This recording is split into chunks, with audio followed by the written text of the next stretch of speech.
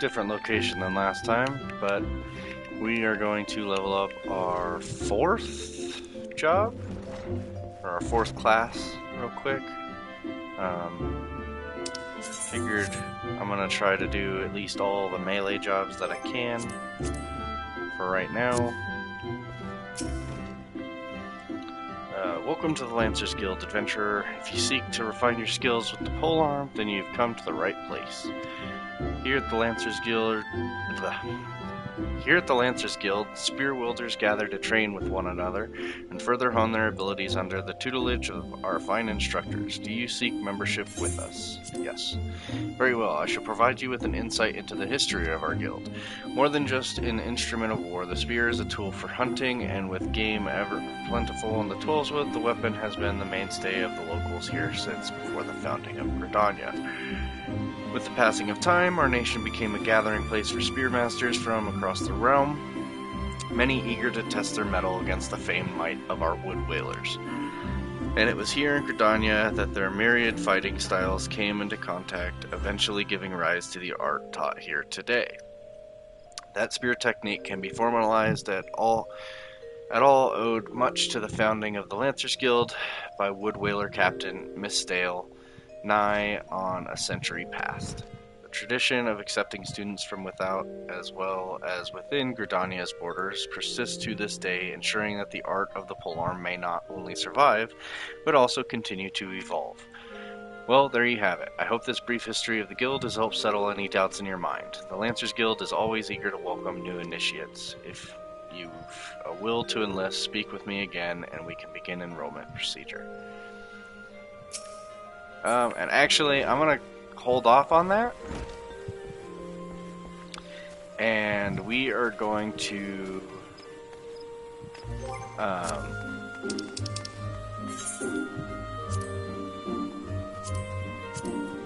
going to actually just abandon these.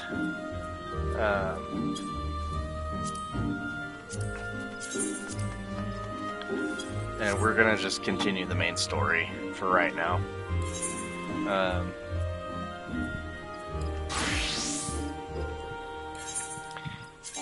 And I made a post on the channel on something that I've been working on in the background for a while. I'm not sure exactly when I'll be uploading it, but there is a video coming. So be on the lookout for that. We'll go as Paladin. Why not? So yeah, there is a video in the works in the background. I'm not sure when it's going to be released, but it will be out probably within the next week or so.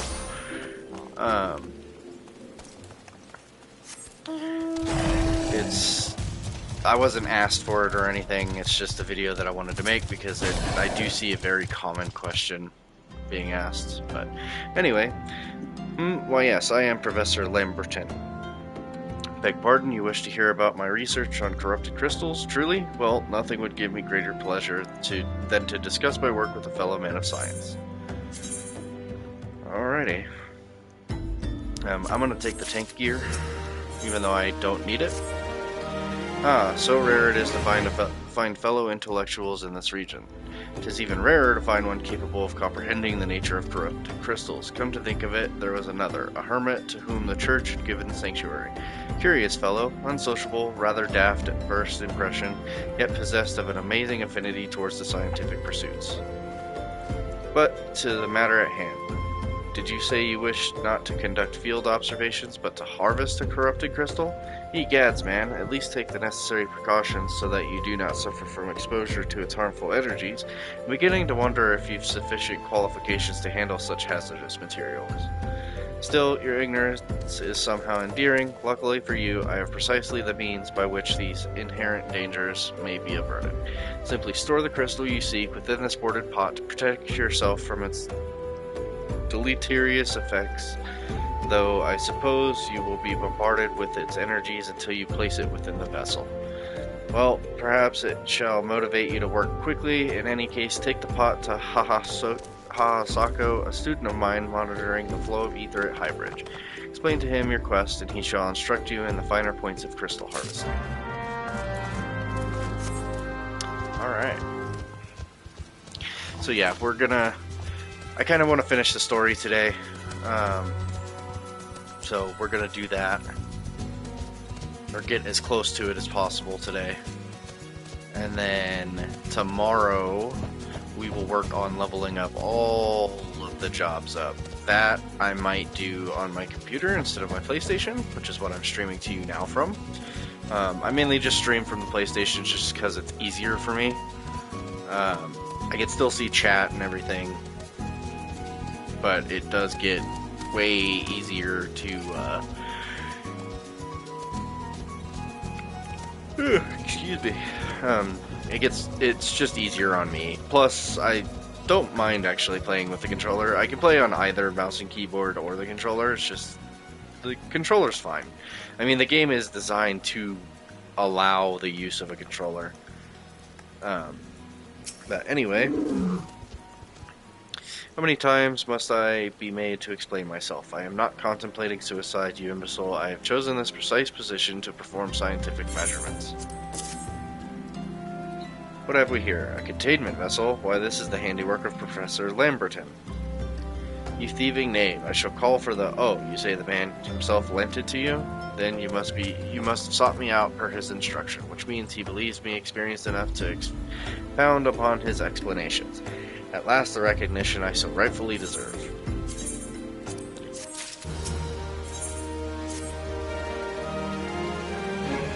Oh, frab joyous day. Kalu Kalei.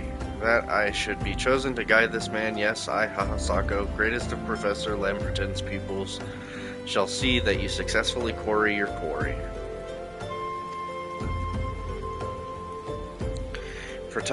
Your timing is impeccable, in fact, for I was just preparing to procure corrupted crystals from the burning wall for my personal research. There, the devastating destruction caused by the calamity has blessed us with a bountiful, sublime specimens.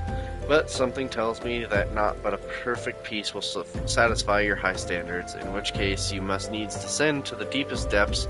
Amidst the flowing waters and the murderous mirror nights lies the most fantastic formation I have found thus far. Take this highly advanced researcher's tool and use it to separate a small fragment from the large cluster, place it within the warded pot, and bear it back to me for inspection. The path which leads from Burgundy Falls to the base of the burning wall is treacherous and terrifying, but advance with appropriate caution, and you shall surely survive. Oh, if I can talk. Then again, talking was never one of my strong points. Anyway. Hello, wife. So I have a video in the works that I've been working on in the background. Don't know when it'll be out. I'm gonna post about it on the channel. It's gonna be a controller guide, basically just explaining how my layouts work. It's mostly gonna focus on the tanks, because I find that to be the not more difficult role, but they're all laid out the same. Like, if you look, okay, so no spoilers, no spoilers. I'll go over that later. I'll go over that in the video. I'm not gonna spoil anything. Basically, I hope you guys like it.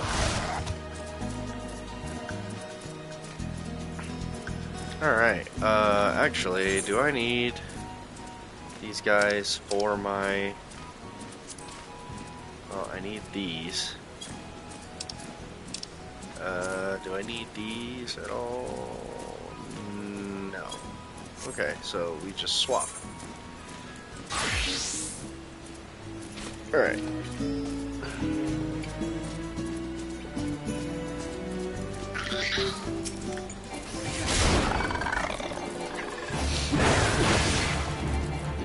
So I need these for...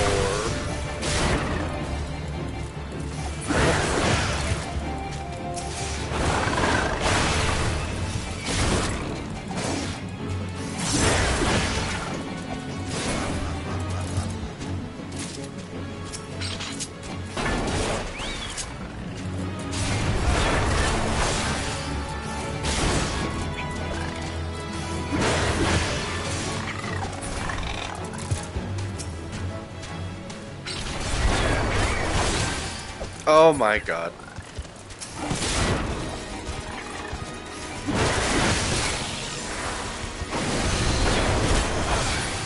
Alright, well, this guy asked for it, so...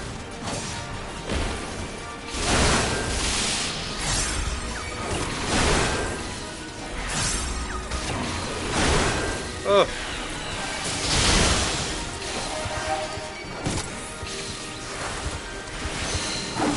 Yeah, that's a hunt enemy. I'm gonna probably die. Ow.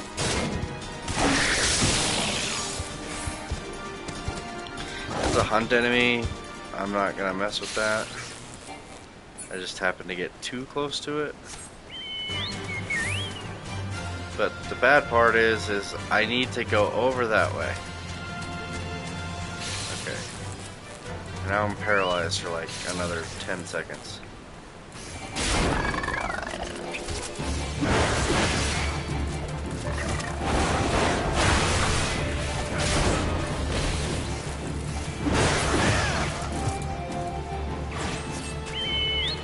Alright. Well, we continue on. You go ahead and...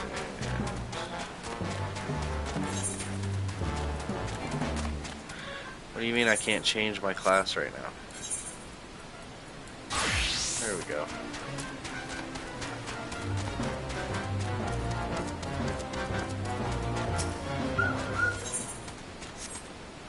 Ah, yes. Perfect scientific tool. A hammer.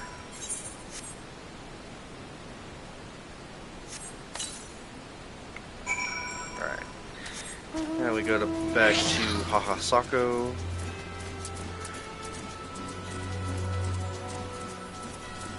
But yeah, so hopefully today we can finish up the story. And then after that, we're gonna take a break from the story and then we'll level up all the jobs and stuff. Do some side story stuff and everything. Jesus Christ. And then once we're done with all that, we will go ahead and continue on.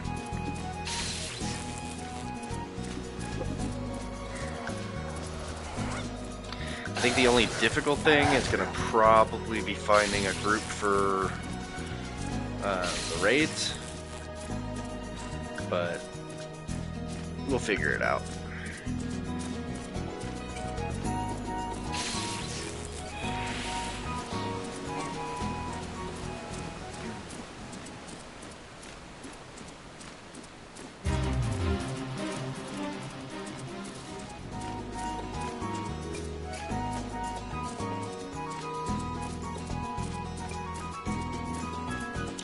Plus, once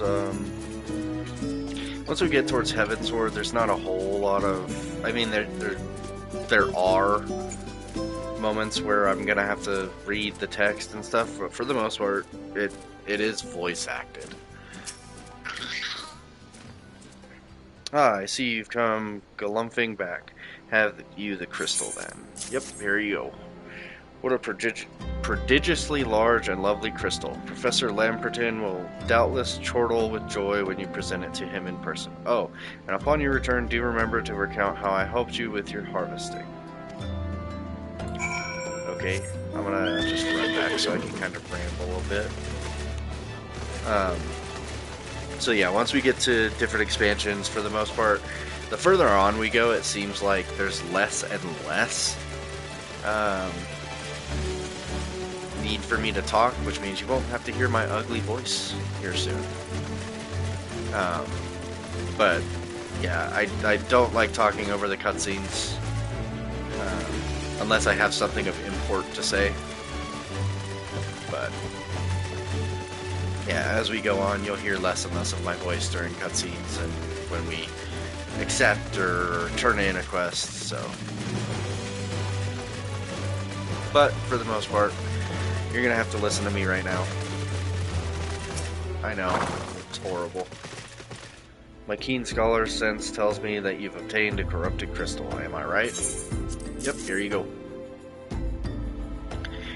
If you would grant me a moment to examine the crystal, it is as you desired. A corrupted crystal overflowing with wind-aspected ether. Remind me, for what purpose did you intend to use this crystal again? What? To breach a barrier comprised of wind-aspected ether? Oh dear, that may prove problematic, as this crystal would only serve to strengthen the barrier. I suppose I am at fault for not inquiring as to your objectives from the start. Had I known your intent, I would have never sent you to Hahasako. But what is science if not trial and error? Can you truly say that this failure has taught you nothing? Think, man. You now understand the methods necessary to safely collect a corrupted crystal. You will doubtless have no difficulty doing so once more. What's more, the crystal you collected can serve as an invaluable resource for the ethereal studies conducted by the students of Waldesi. You've heard of them? Well, I don't mean to boast, but I have a professional relationship with the organization. Not as equals, of course. I would never be so bold as to claim that level of expertise. Are you alright? Your eyes seem to have glazed over for a moment. Anyway, I shan't keep you from your task. You've still a corrupted crystal to find.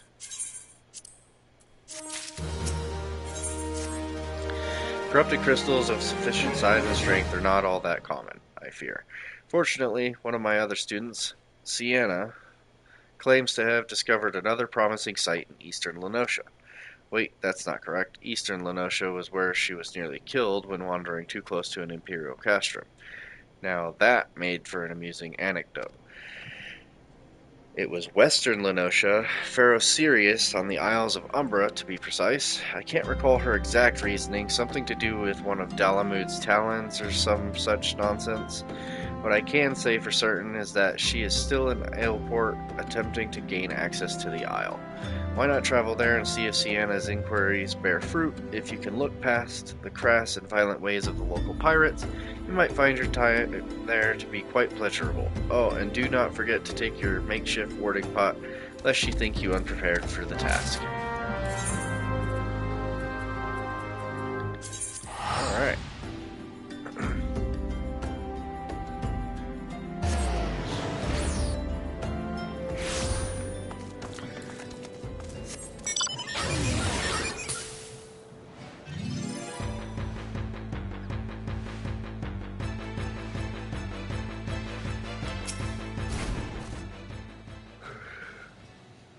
Corrupted crystals? Sir, I've no interest in being the butt of your jokes, so if you've no other reason for addressing me, kindly leave me be. Well, I'll be damned. Professor Lamberton did send you. Beg your pardon. It seems we got off on the wrong foot. I'm Sienna, greatest of the professor's pupils, which is doubtless why he bid you seek me out. Indeed, I am an accomplished scholar with an extensive background in... Oh gods, just listen to me prattle on and on. I must have given this introduction a dozen times by now. Then stop giving it. As I told the professor in my many missives, I believe that the area surrounding Pharaoh Sirius is repleted with corrupted crystals of exceptional strength. Unfortunately, I've yet to test my hypothesis, as all access to the Isles of Umbra is prohibited at present for reasons unknown to me. You see, my attempts to acquire this information are often met with annoyance and disdain. It's rather puzzling, since I always take the time to explain my motivations in great detail to the subjects of my questioning. Mayhap you will have better luck wresting information from these yellow jackets. I've all but given up at this point.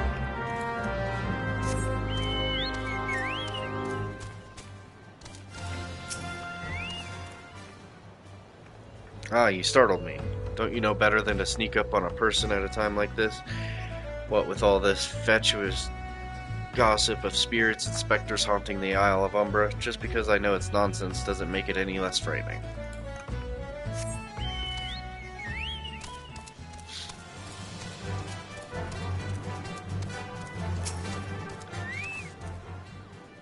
You're keen on traveling to the Isle of Umbra? Bloody hells, lad, are you drunk or just crazy? Ain't nothing there but death, death, and more death. Okay.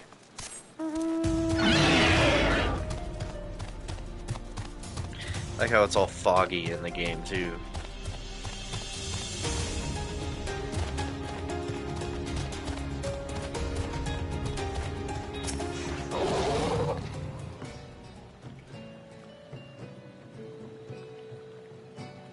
Ugh. Sorry. The Isle of Umbra? What interest have you in that god-forsaken place? Ever since we were forced to abandon Pharaoh Sirius, the isle has become not more than a graveyard for ships unable to navigate the shores, and a purgatory for souls dragged down to the depths with them.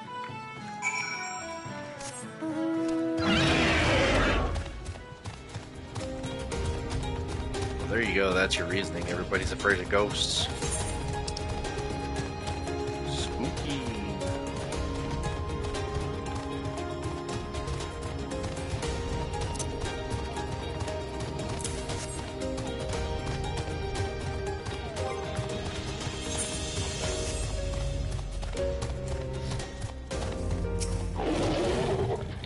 Ah, Leaf, you've returned. Tell me of your findings.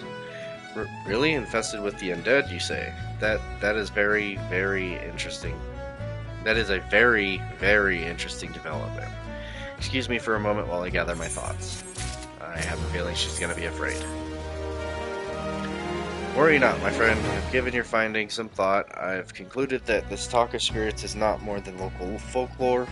As for why all travel to the Isle of Umbra is restricted, well, mayhap it's considered too dangerous, owing to the abandonment of Pharaoh Sirius. Yes, well, anyway, while you were questioning those yellow jackets, I paid a visit to the local pub, since even an esteemed scholar like myself enjoys dulling her wits on occasion. It was there that I heard tell of a man named Skyfrin, who was recently detained after returning from, wait for it, the Isle of Umbra. This is the first I've heard of someone actually traveling to and from there, so I'm curious as to how he obtained permission. Mind having a chat with him in my stead? He was arrested after all, so I'm somewhat reticent to approach him myself.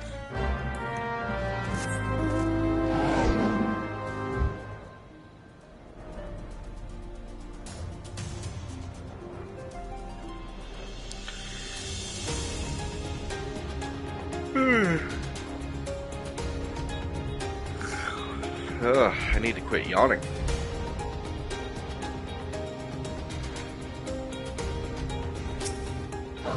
Alright, Skyfriend. I have to go back. She calls to me, sings to me. Tell Mimi Doe I'm sorry. Give him this. He was right. Or you could release me. Yes. Release me. I will go and tell her. Let me go tell her. Or let me go to her.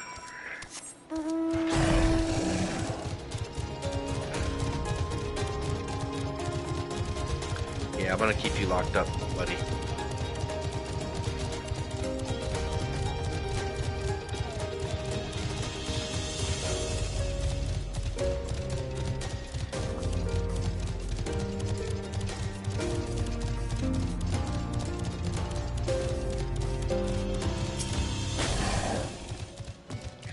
What did Skyfern have to say?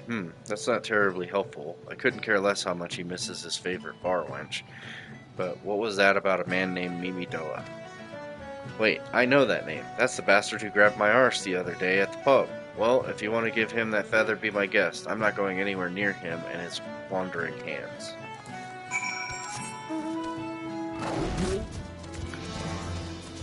I mean, yep, of course, it's a Lollapel.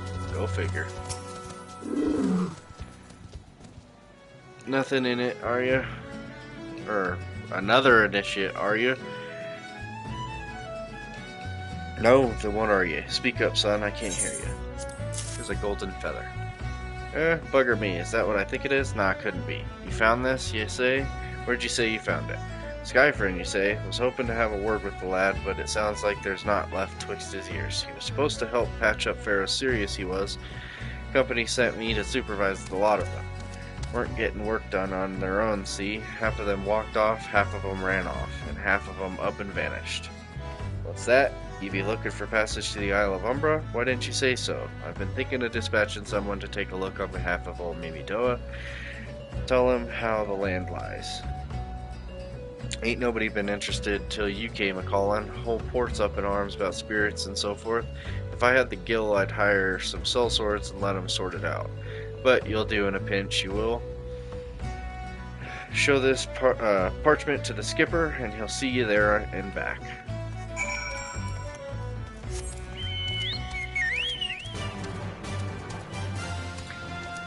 I am having a hard time talking of late.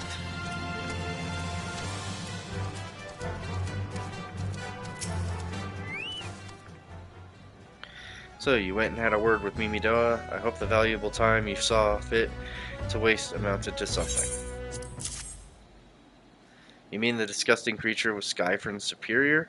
I find that hard to believe, but this writ of passage does appear to be genuine, so it must be true. I must say it is a relief to work with such an industrious man as you. I look forward to hearing of the discoveries you will make on the Isle of Umbra, without me. Fine, fine. I fail to see the justification for dragging me along on your journey, but if you insist, I will go as well. With 12 as my witness, if you leave me behind to be devoured by some horrid abomination, I shall come back to haunt you.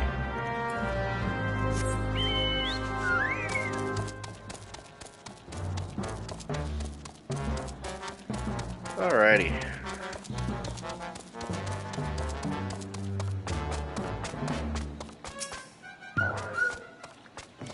Huh, take me to the Isle of Umbra, he bids, as if it's as simple as, oh, I see you've got a writ of passage. Alright, then, climb aboard.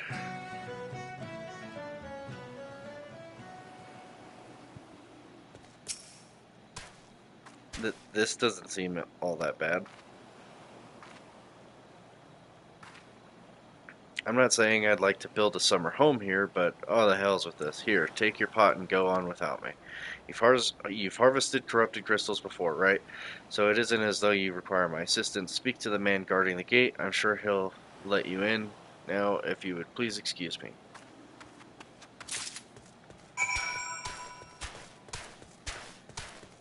Alrighty.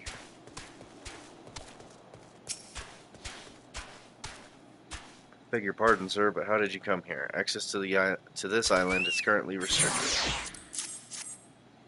An old pot? I'm not sure I follow. Oh, I see. You wish to harvest a corrupted crystal. Sorry, friend, but you may have to return empty-handed. The writ Master Mimidovu gave you may grant you access to the island, but only authorized personnel may proceed past this point. Why, you ask? Look up and see for yourself. When that giant mass of crystal struck the lighthouse, it caused severe damage to both the structure and the machinery within that once powered beacon. Contrary to what the small folk would have you believe, the fires of Pharaoh Sirius were not the product of a mage's thaumaturgy or a colossal arcade bomb, but an elaborate contraption fueled by ethereal energy. Repairs are ongoing, but it's anyone's guess when they'll be complete. What's worse, all work has ceased since rumors of the Walking Dead drove off an entire crew. Not that those rumors are incorrect. I've observed the fiends from a distance at the ship graveyard to the south. What's drawn them to our shores is still a mystery, though. I'll make you a deal, Leaf. Help me unravel this mystery, and I'll bring you your corrupted crystal. In fact, I shall begin searching for one that satisfies your requirements. As for where to begin your inquiries into the situation, it so happens that a party of 3 adventurers came ashore not long ago seeking to scavenge valuable trinkets at the ship graveyard. I'd be surprised if they knew nothing of the undead infestation, so it might behoove you to question them. Jesus, I cannot talk. Alright.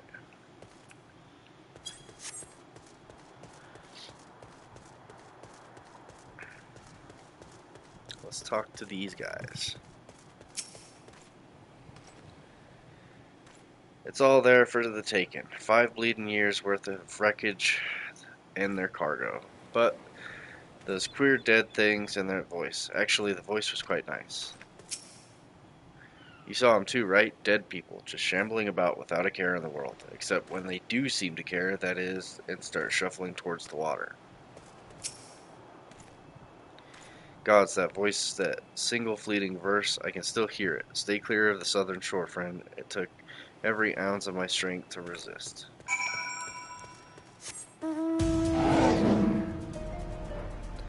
Well, not sure what that's about, but I guarantee we'll probably find out. This talk of an alluring voice is disturbingly familiar, as if, but that's impossible. They're all dead, aren't they?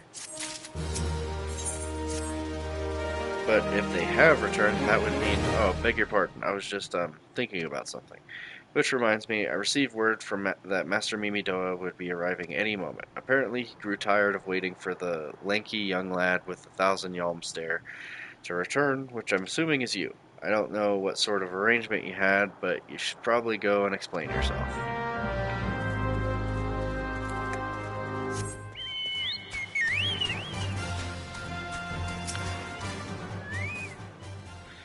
What's been keeping you, initiate? I ain't getting any younger, you know. Some honeyed voiced harlot's been calling out to folk what wander near the ship graveyard, and it stirred up the dead and all. Bloody hells, this takes me back to the days as a cannon boy, sailing under old Mistbeard. But they wouldn't dare, would they? Not after the lesson we learned 'em last time. Bah, they bloody would, though. Wouldn't they, brazen old biddies? Some folks said the first purge would be the last, but I knew deep down in me bones as this day would come, and come it has. I'd bet me I'd bet me bum ear a siren's behind all this. Nay, not one of the sanguine variety, initiate. I speak of the other kind, them that what's got feathers and lures sailors to a watery grave with their sweet, sweet song. Oh, but it don't end there. No drowning's just the start. See, even in death, a man stays bound to the beast, forced to do her bidding till his corpse can't do it no more. 'Tis a fate I wouldn't wish on me worst enemy, except maybe in drink, and I'd regret it after. Any road, 'tis up to us to stop this hell's-born hussy afore she takes another soul. Of course, we can't send ye marching off to war without these. The siren don't have no power over a man as can't hear her song. 'Tis lucky for you I carry a spare pair, and lucky for the both of us I'm a superstitious old sod, eh? Well, she ain't coming to us, so we'd best head over to her, to the ship graveyard, initiate. Alright, we got a siren to kill.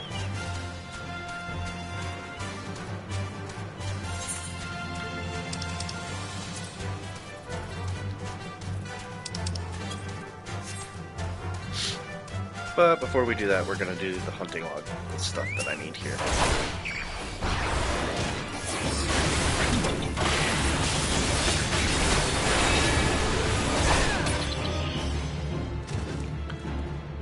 Oh, whoops.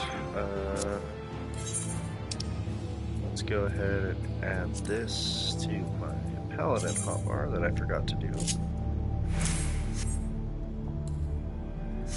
And let's bring back our chocobo.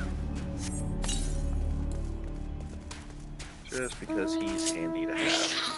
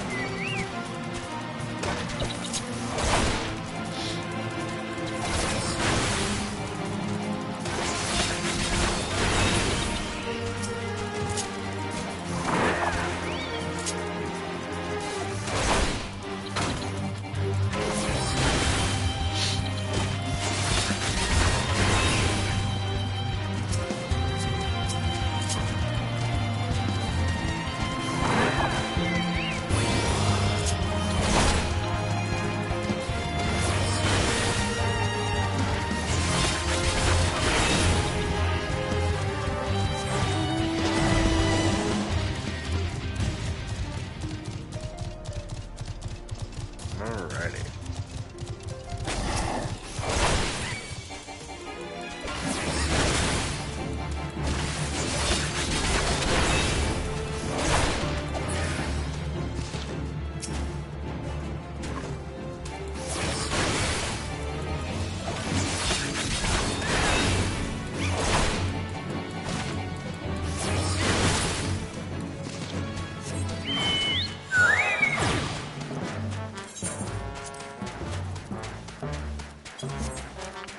Alright, now I need 5 of these things.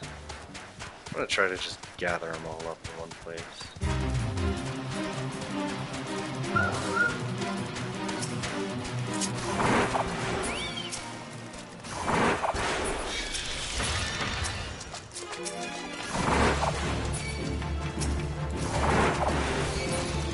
Do it.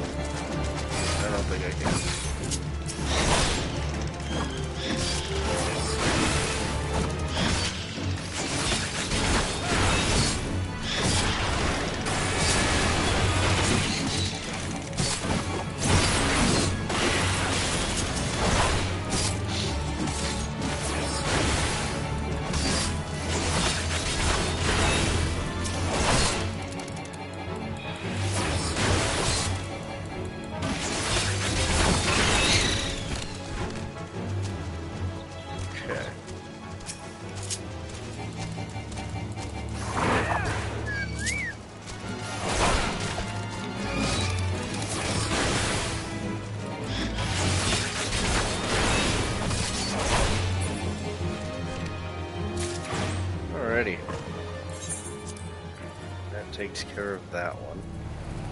So now we just got to swap over and kill 3 of them for the warrior.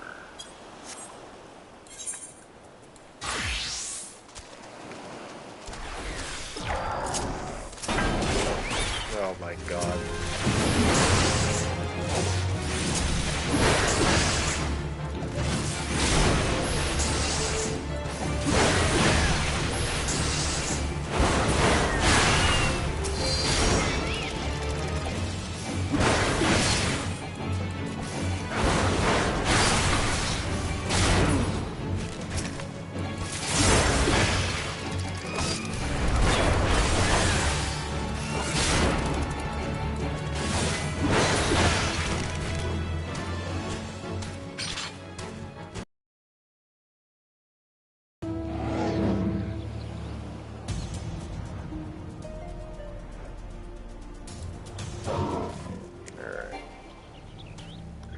Oh, I guess we'll swap back to the Paladin.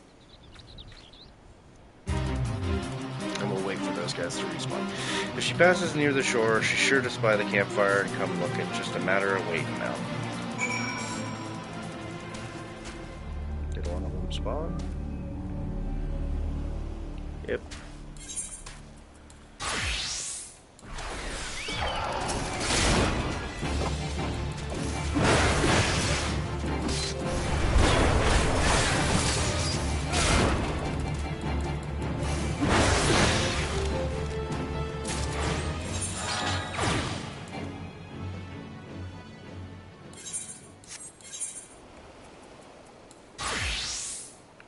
Alright.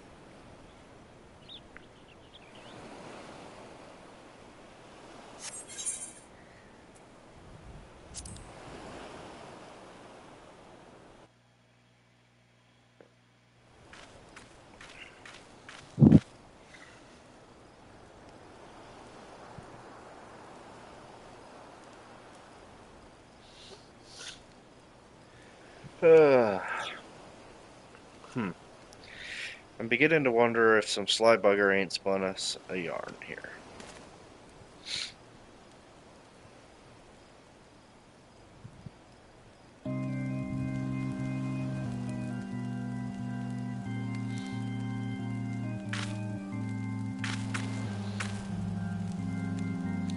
Quiet, do you hear that? 'Tis her.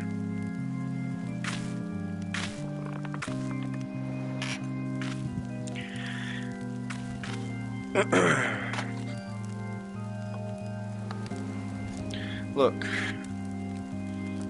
Out over the water. She's come. And she's come.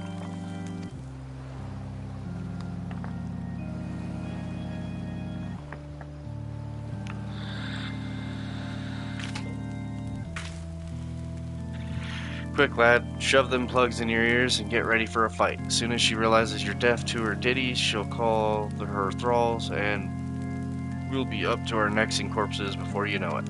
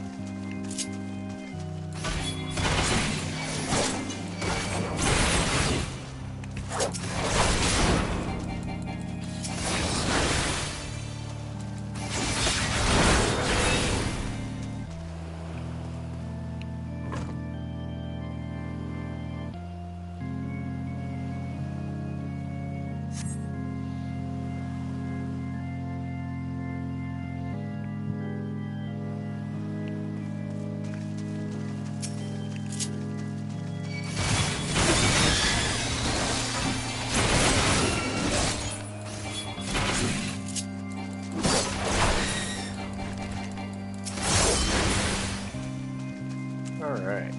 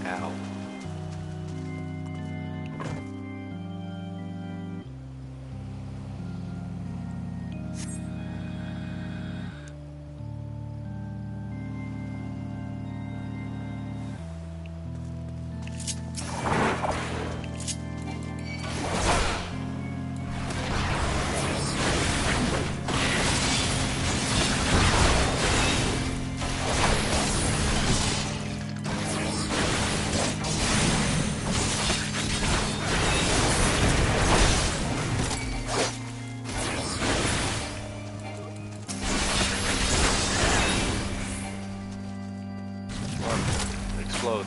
Thank you. You too. You too. Thank you. Alright. Well, we beat the siren, I guess.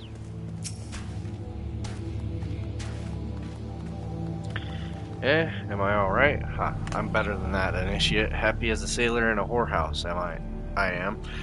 Of course, I'd be happy as a sailor with two Watsits if we'd gutted the songstress. But you can't have everything, can you?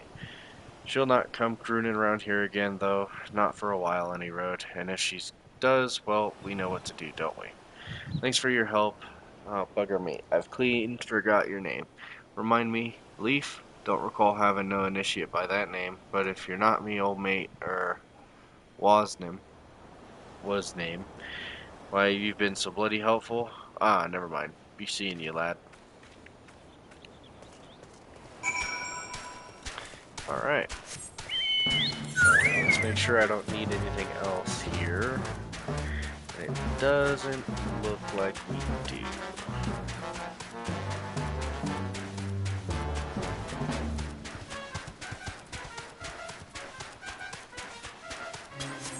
Oh, okay. Oh, that was just one of them. I need to look at the other. Standing forces, first gift, Boulder Downs, Fog Bands, Proud Creek, Sandrock, Sylphlands, Cape Westwind, Asia Swaz. Alright. You mean it was a siren? But how were you able to resist her song? I see. I had heard that Master Mimido was involved in the first purge, but I never actually... Having survived an ordeal like that, I can't blame him for carrying earplugs around with him. Anyway, I have something for you. The corrupted crystal you wanted. Safely sealed within the pot, just as you requested. Please take it with my compliments.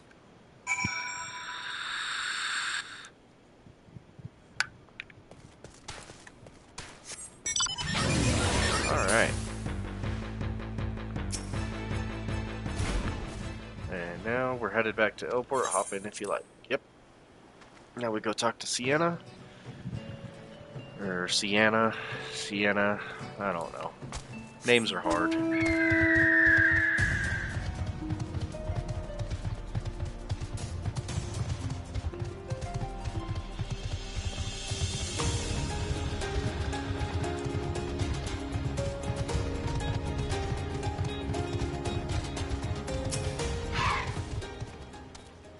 Oh, it's you. Welcome back, Leaf. You're looking remarkably hale, I must say.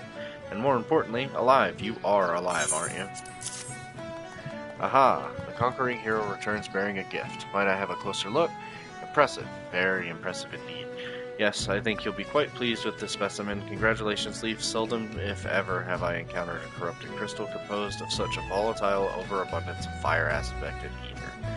What? You wanted a corrupted crystal composed of ice-aspected ether to counteract the effects of a raging wind? Ahaha. Well, this specimen won't help you there. Anyone who knows anything about the elements can tell you that. You'll just have to keep looking, I suppose. Don't fret now, I know exactly where to find a corrupted crystal comprised of ice-aspected ether.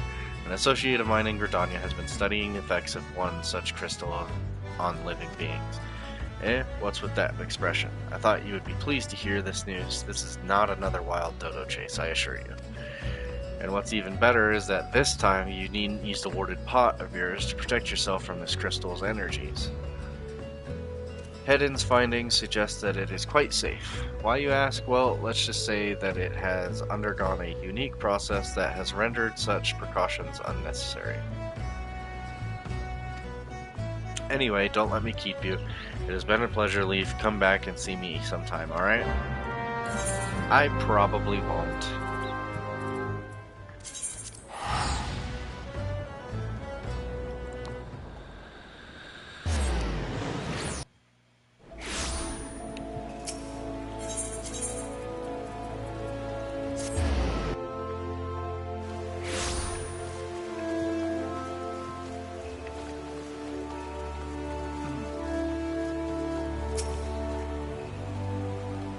Greetings and salutations, Mr. Gaming, I presume?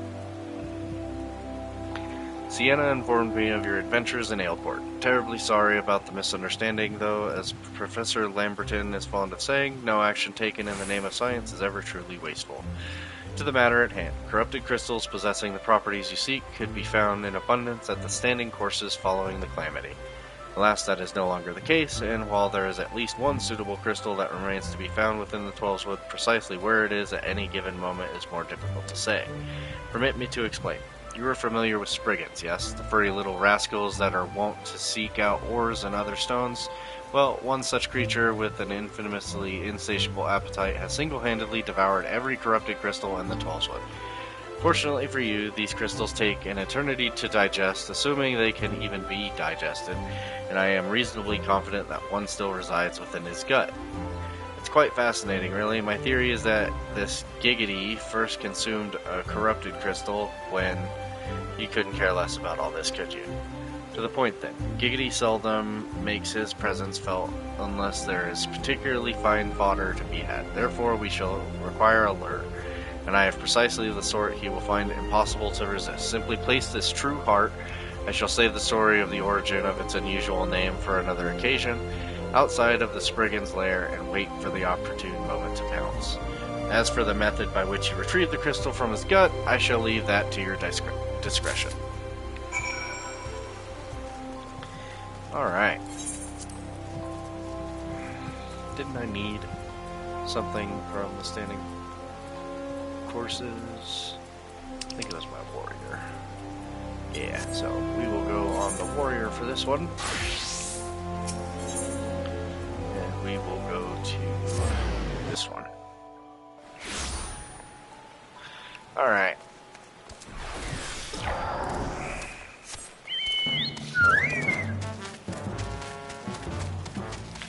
Let us be on our way.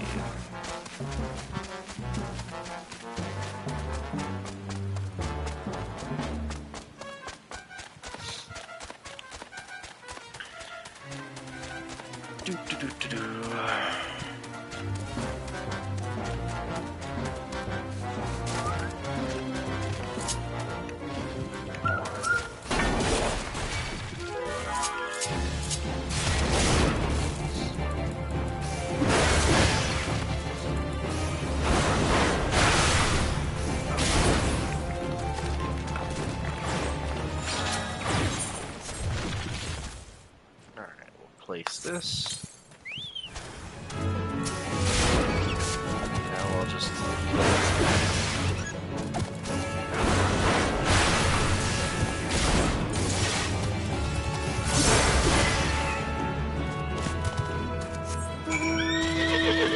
Alright. Now we get to head back to Verdania.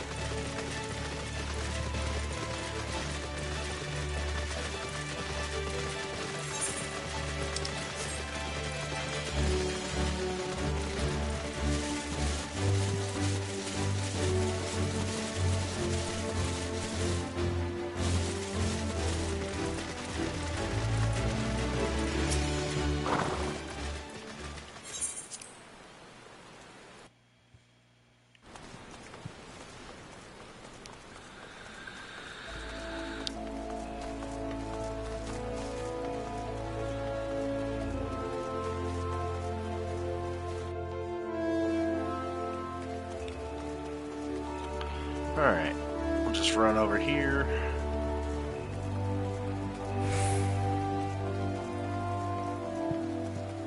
If I remember right, I get a pretty good... We get level 52 for the warrior. Oh, no, 54. I was wrong. Oh, pray do not speak upon me like that. Pray do not sneak on me like that. I was engrossed in. Wait, what is that? What is that God's awful smell? My word, that is a breathtakingly beautiful crystal. I see my suspicion was not mistaken. And I also see you weren't averse to digging through Spriggan entrails for your prize. We owe our furry friend a debt of gratitude, you know. This thick coating of digestive juices is protecting us from the harmful effects of the crystal, just as the wart pot you once used did. Why so glum, friend? You finally obtained the corrupted crystal you sought, one overflowing with earth aspect of ether. Calm down, I jest. It's comprised of ice aspect of ether, worry not. I suppose that joke was in poor taste, considering your previous 2 attempts were for naught. Yeah. Beg your pardon, Leaf. I forgot to return your crystal to you. Oh, and there was a message for you from Professor Lamberton.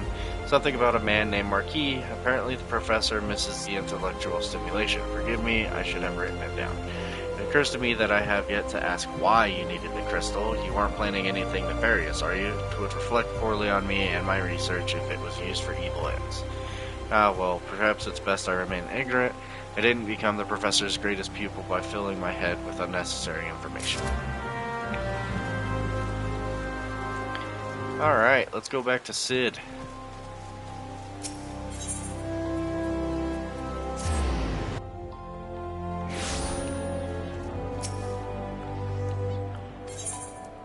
Greetings, sir. Do you wish to proceed to your vessel? Yes, I do. We've got a primal to slay.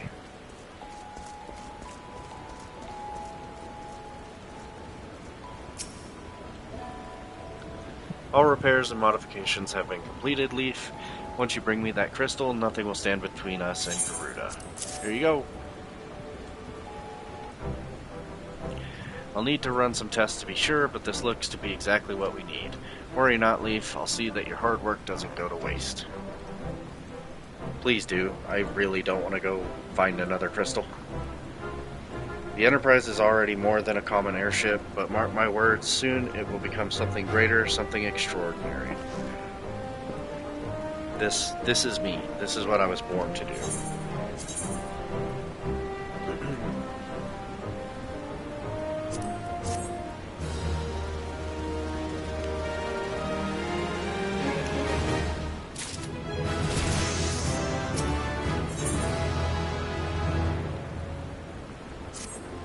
Alright. According to my tests, the device is now functioning in perfect harmony with the crystal, meaning we can leave whenever you're ready. But you must understand, tests can only tell one so much. Until we approach the Howling Eye, until we attempt to breach the barrier itself, I cannot be sure that this will work. I think it only fair to tell you that there is a small but statistically significant chance that the crystal could trigger a massive, mayhap it'd be better that we remain positive.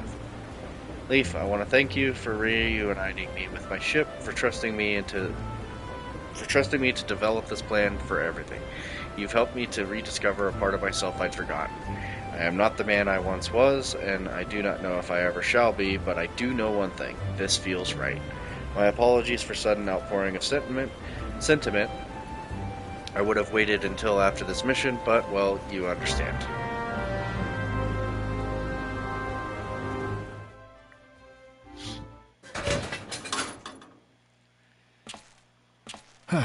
There. She's ready.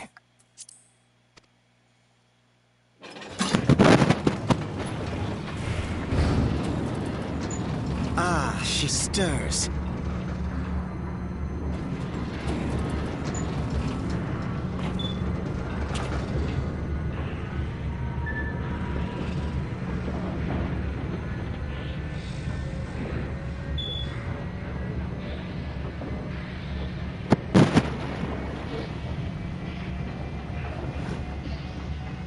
To Kurthus, and an audience with the Harpy Queen Garuda. Enterprise, Engage.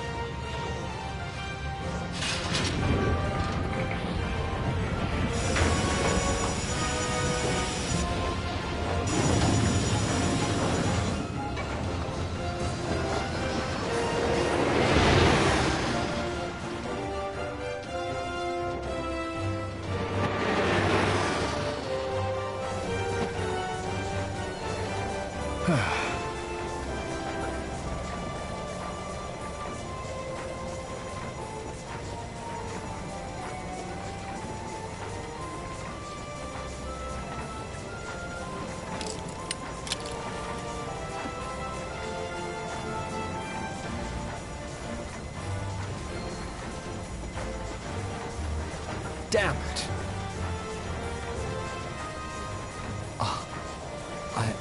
I once flew in this airship, and I was not alone. There were adventurers on board. Adventurers like you.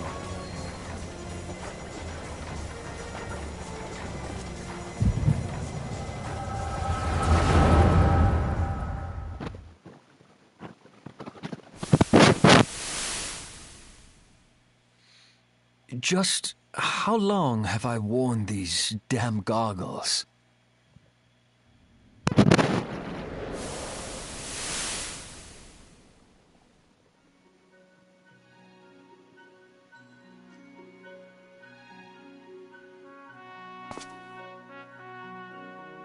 Ah, yes, I fancied myself a trendsetter in my younger days.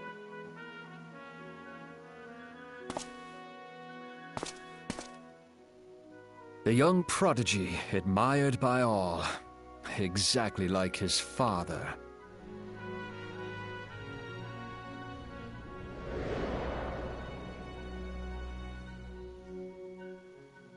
Born and raised in Garlemald.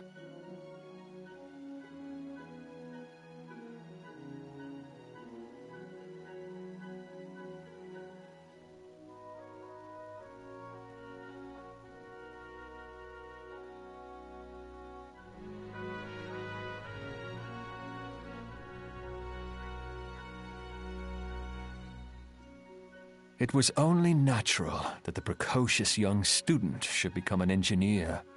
Had his father not done the same?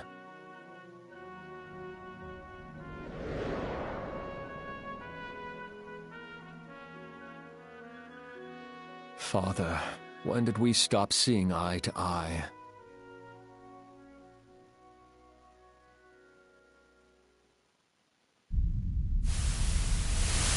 When did Meteor become your everything, and your loved ones cease to matter?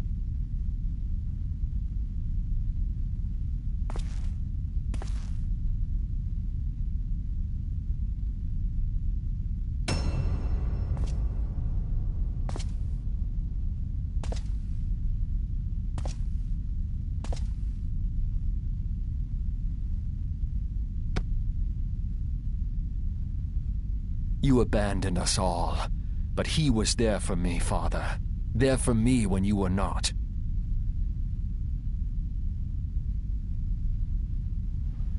Though he proved no better in the end. Gaius was just another man, with an all-consuming obsession.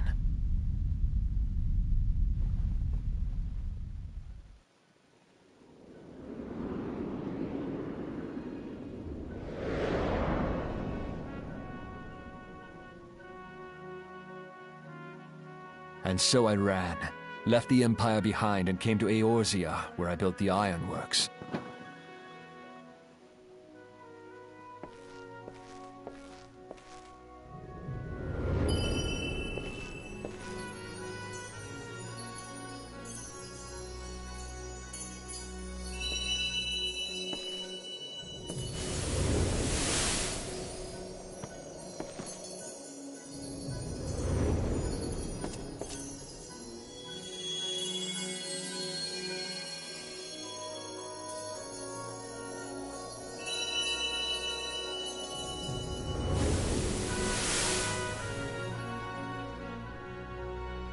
Ah yes, it was then that I first donned these goggles.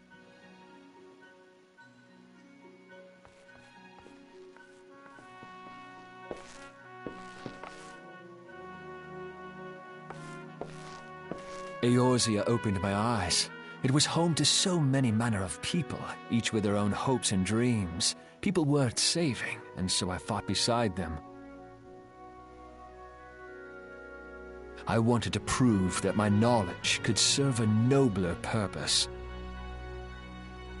I wanted to prove that there was another way. And it all began that day when I found my new home.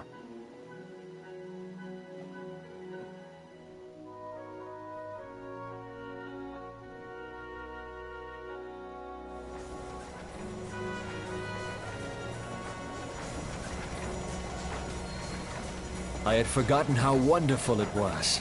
The wind in your hair, the endless sky. That light.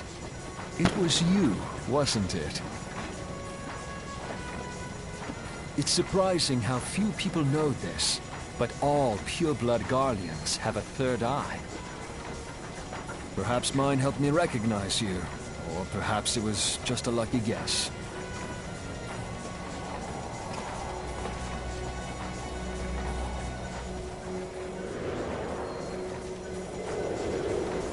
The Enterprise was made for this, to carry Eorzea's protectors into battle. I am proud to be able to call her my own. Sid? What exactly do you remember? Alphinaud, my boy.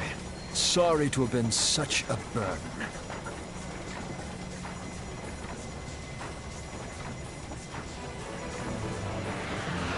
I remember everything. My name, my people, and my purpose. Everything. Come, it would be rude to keep Garuda waiting.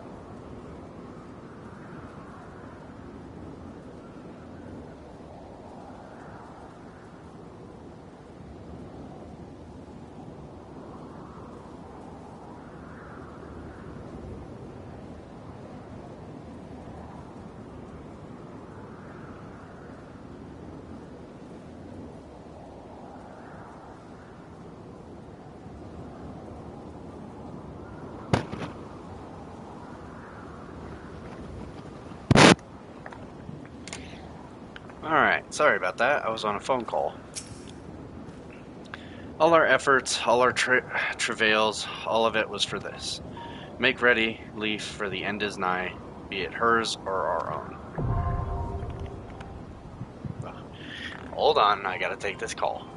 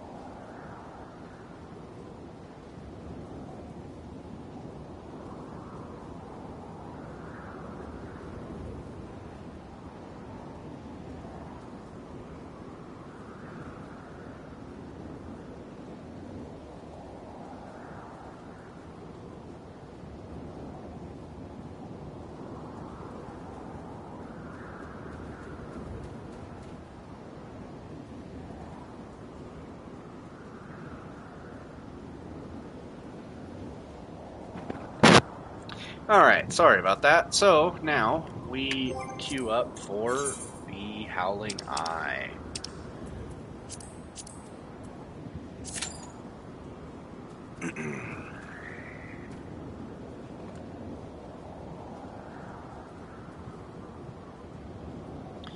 And I guess I'll do it on the Warrior. Yeah, I'll do it on the Warrior. That's fine.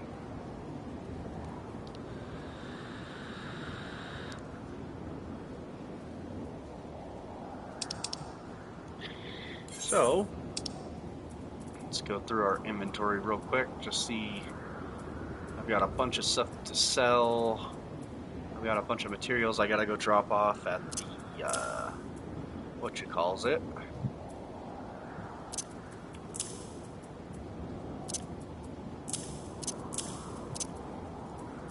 Whoops. I have a bunch of materials I gotta drop off at the, Grand Company. Or not the Grand Company, my retainer.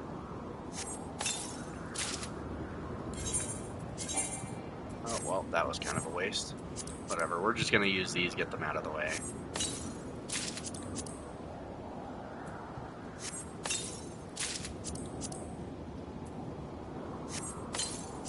I don't really have a use for them.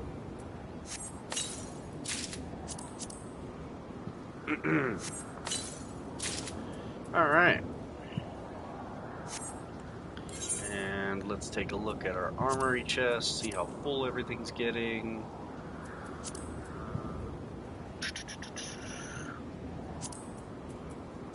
Sort all those, sort all those.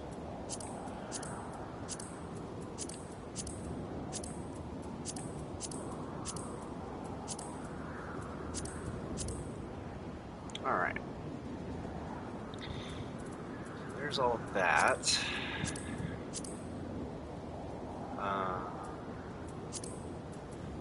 The earrings, I can get rid of this one. Necklaces. Bracelets.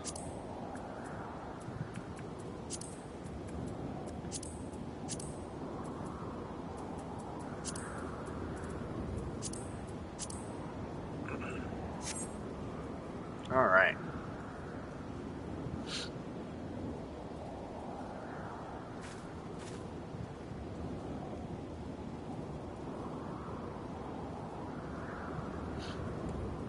I would really like to have gotten, when I did Stone Vigil, I would have liked to have gotten that axe, because that would have been a nice upgrade for this. But, I mean, we're not too far behind. We're technically ahead by a bit, thanks to all of our gear and everything, and especially thanks to my earring.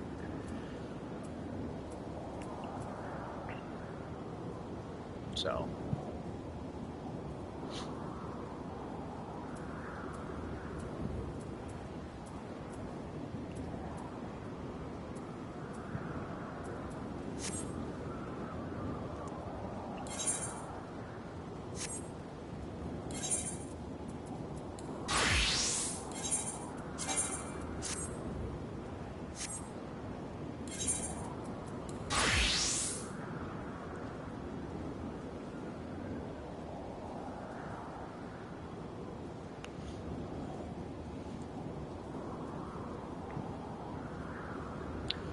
Alrighty. Now we just wait for our cue to pop. While that's going on, I'm going to mute my mic for a second.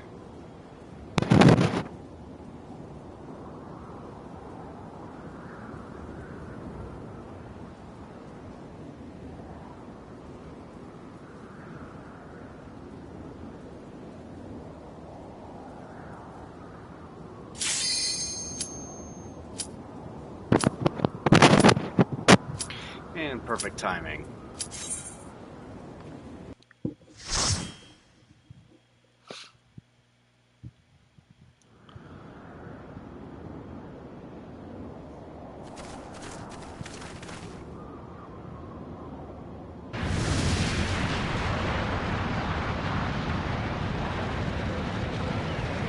Who dares intrude upon my sanctuary?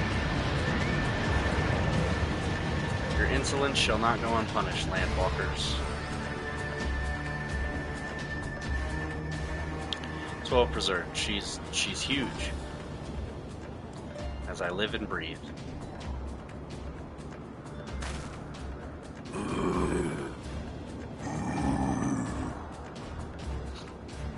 Over there, look.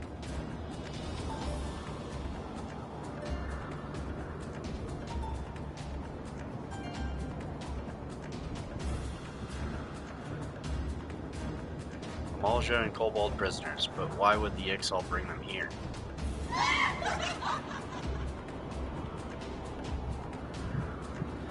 Wherefore come you hither, foolish mortals? Garuda, we are come to put an end to your reign of terror. Hear you this blasphemy, my children, these landwalkers would bring me low. You who are bound to crawl upon the earth should revere me, for I am the wind. Did we not take to the skies and slip your defenses? We are bound by nothing, Garuda. You think your playthings give you strength? They will not help you here, Landwalker. This is my realm, where none can challenge my supremacy. Struggle though you may, I shall slate the roots with your blood and festoon the canopy with your entrails.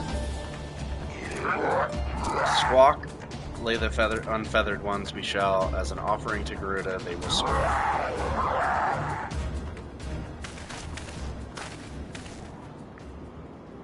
Leave the Ixal to us, Leaf. We will keep them distracted while you deal with her. Do not fail, Leaf. Remember, you fight for the Scions. For years.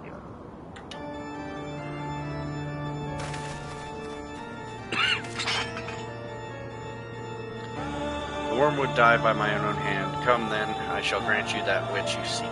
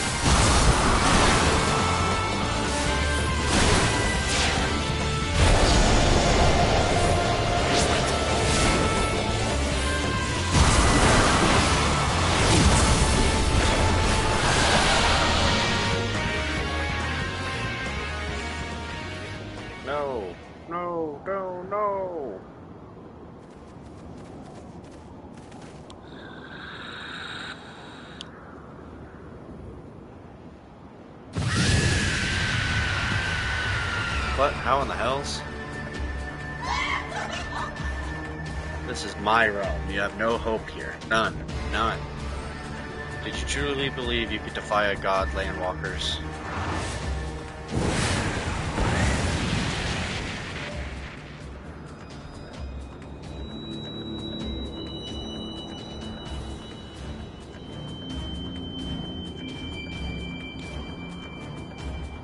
My power is limitless, my children legion, and they have rendered unto me a wealth of crystals. Their gifts sustain me, their faith empowers me. None save my children will escape the reckoning, mortals, and those who would use my crystals to waken the rest shall realize the folly of their faith. Then all shall worship none but me, the one true God.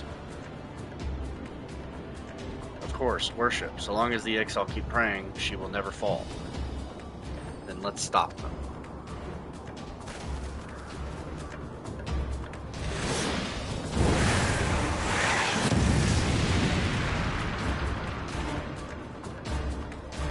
No harm will come to you, my children. This is only the beginning, landwalkers. All who oppose me shall suffer further defiance. Soon the worms of the forest shall receive my judgment, the desert vermin next. Their walls of stone will not shield them from the tempest. Tremble, mortals, for I shall visit you all in time, and all shall be mine. You, landwalker, you who dared to raise your hand against me, you shall be the first to pay for your sins, not with your death, but with your life. You will serve me, landwalker, to your last breath.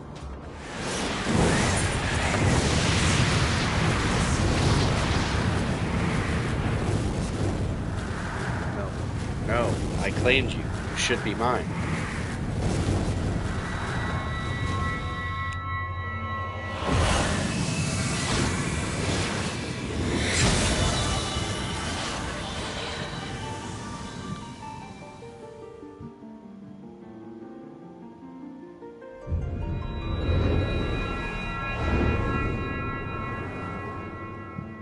Nice. My last crystal.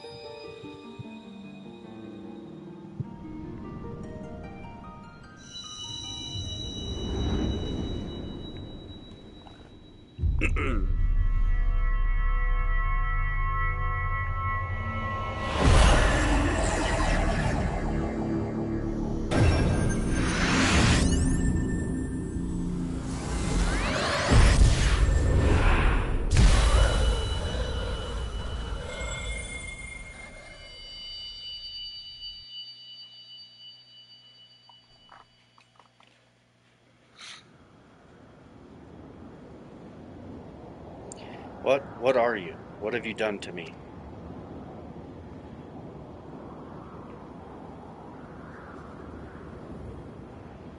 No mortal should possess such power. This is impossible.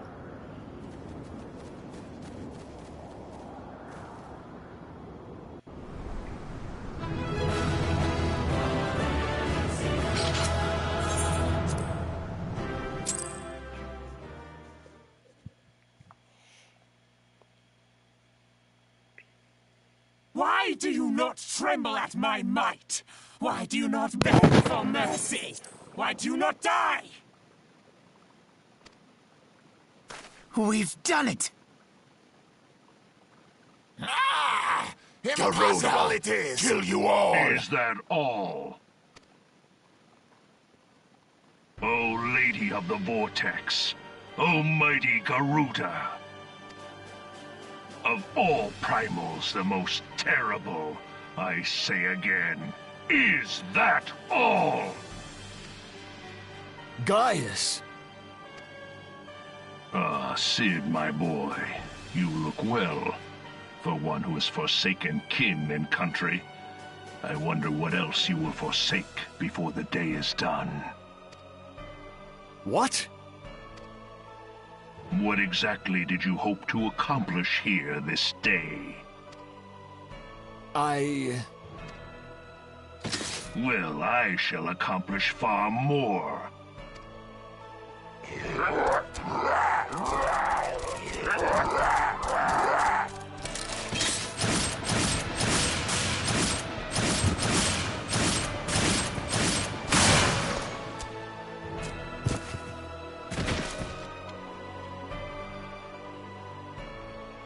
Is that all? Is that all? Insolent mortal! I shall make you suffer! That foul stench! I see now. She has touched you! Very well.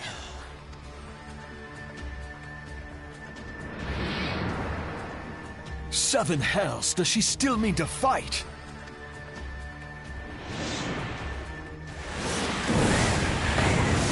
Our Lord of the Inferno, Almighty Prince, grant us succor in our hour of need.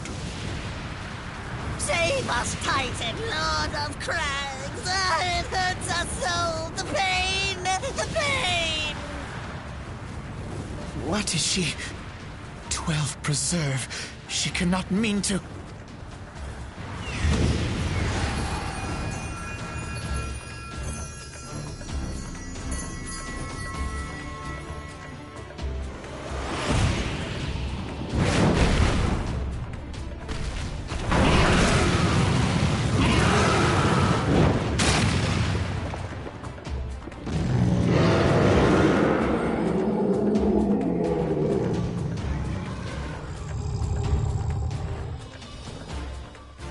No. No, this is all wrong. Stop gawping, boy. We must run.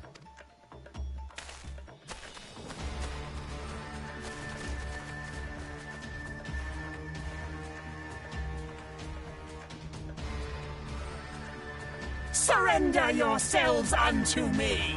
I would feast upon your ether! None shall stand against the wind!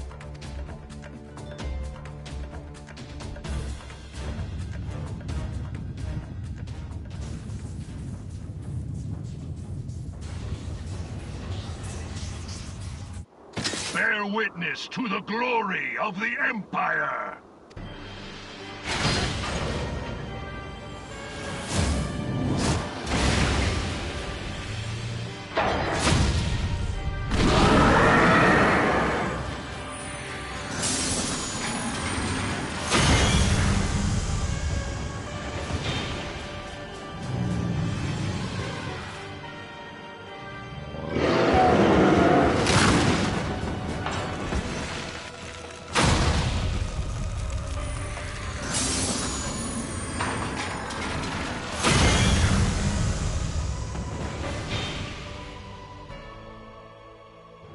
It is you who will suffer, Garuda.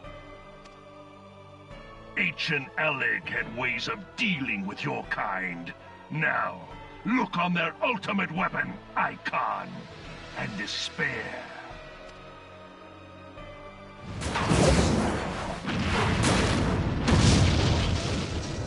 No! No! No!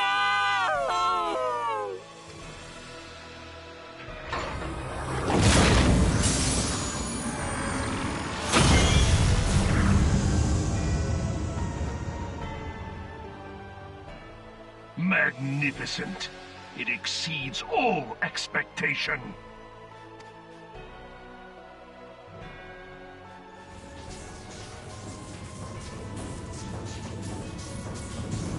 With each primal it consumes, it grows more powerful.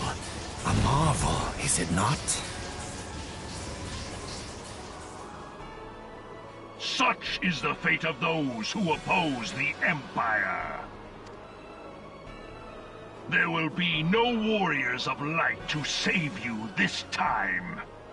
If your leaders are as wise as they are reported, they will surrender.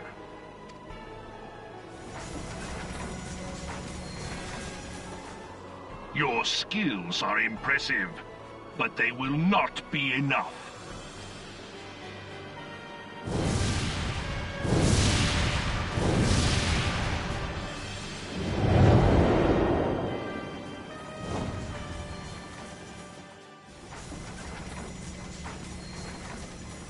Have mercy. What chance have we against such an ungodly creation? And who was that armored devil? That was Gaius van Balsar, legatus of the 14th Imperial Legion.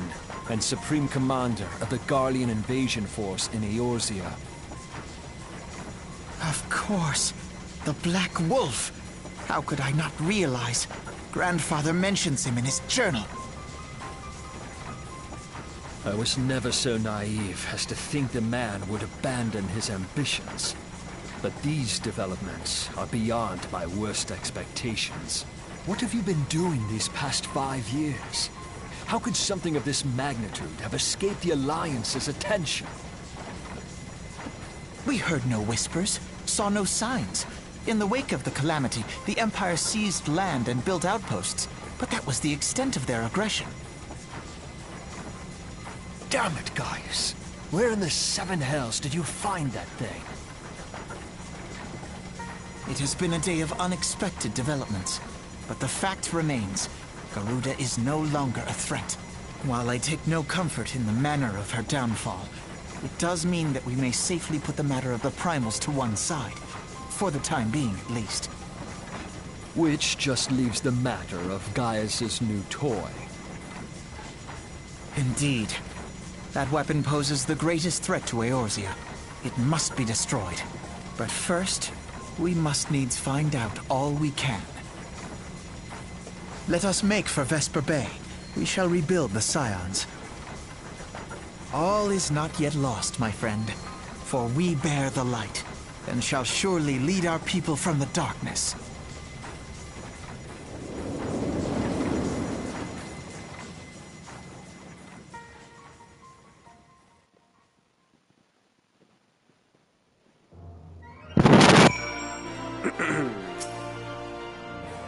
Well, that was an experience I would rather not have again. Something has been troubling me, Leaf. Shortly before the Black Wolf took center stage, when Garuda attempted to claim you as her own, I could have swore I saw... but I am sure I was mistaken. In times of great stress, the evidence of the eye is apt to be misread by even the most inquiring mind. Forget I mentioned it. Returning to the subject of our earlier discussion, we must consider the matter of the primals closed until further notice. No beast tribe will dare summon their gods so long as that weapon exists. Truly a more effective deterrent I could not imagine. It also seems a shame to plot its destruction.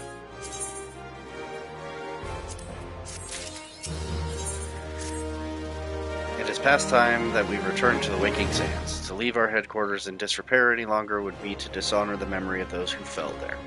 We have been brought to our knees, but we will rest, rebuild, and rise once more.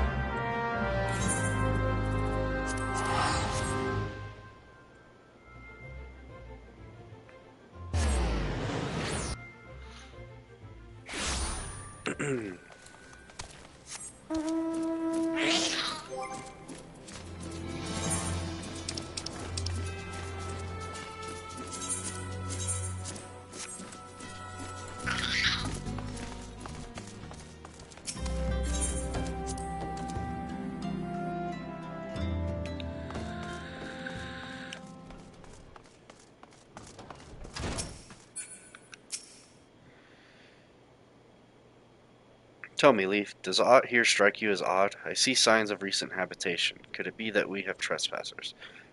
Mayhap it is just my imagination. Come, let us proceed into the solar.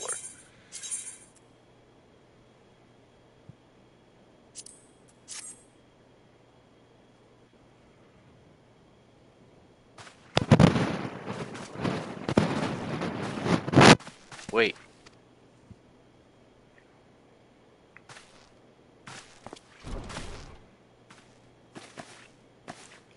Who goes there? Now, Ada. Is that any way to greet a friend? Alphino, Leaf. Sid, wait, is this a dream? Not that I'm aware of. It's been a while, Ada.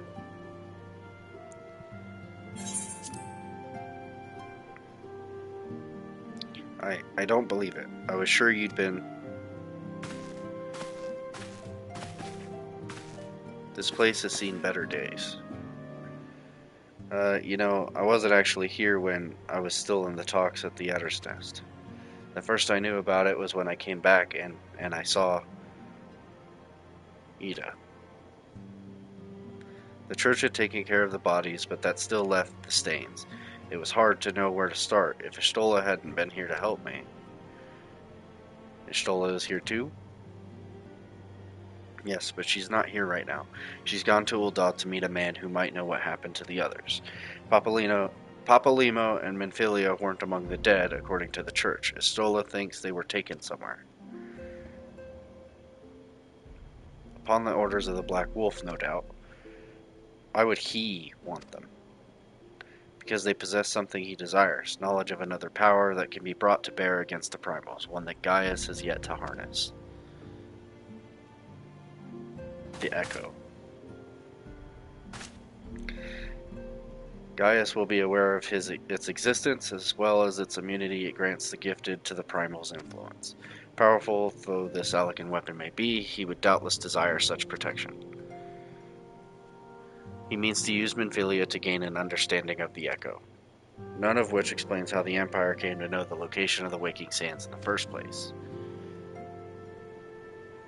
No matter, the Empire has shown its hand, and now we must act. It is up to us to rebuild the Scions and save Eorzea. Can I count on you, Ida? What? Oh, yes. Yes, of course. Whatever you need. We can discuss our next move upon Ishtola's return. For now, I say we rest.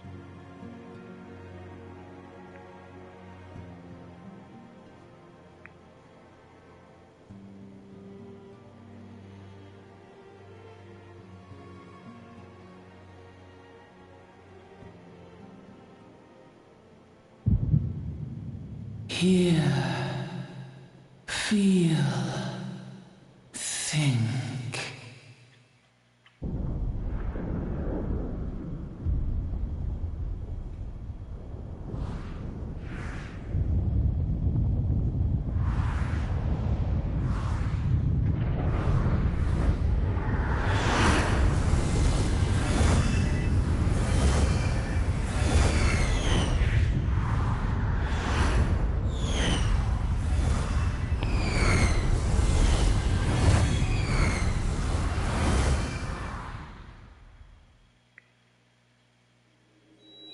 Bringer of light,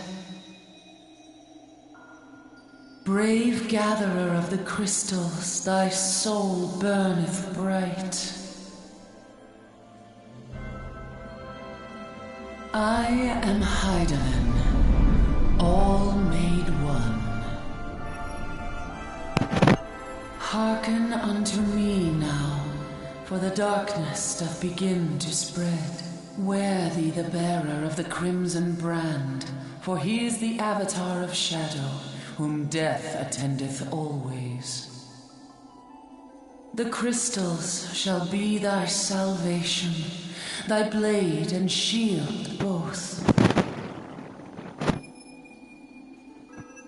Steel thyself, for at the appointed hour thou shalt stare into the heart of darkness. Go with caution, my child, but fear not, for I am ever with thee.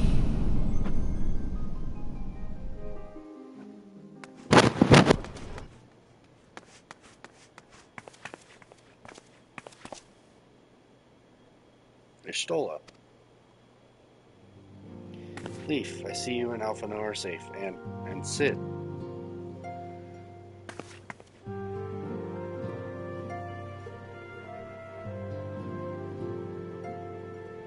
That we five should meet each other thus defies simple explanation. It is as if the benevolent hand of Master Louiswa guides us still. He would not see us undone so easily, not now when the need is so great.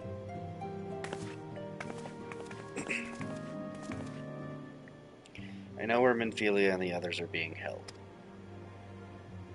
Where? An Imperial stronghold in the heart of Mordana, Castrum Sentry.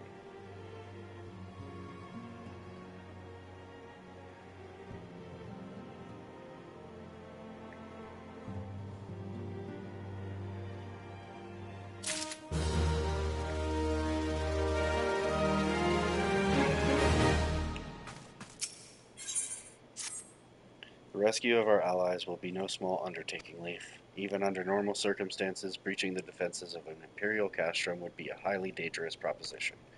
But now that Castrum Sentry houses prisoners whom the Garleans deem valuable, we may be confident that they have taken additional measures to ensure the stronghold's security.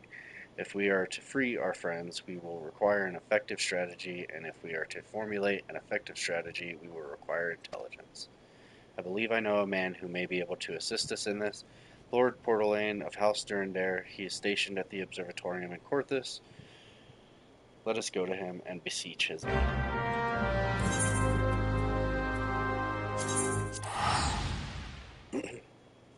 To Corthus we go.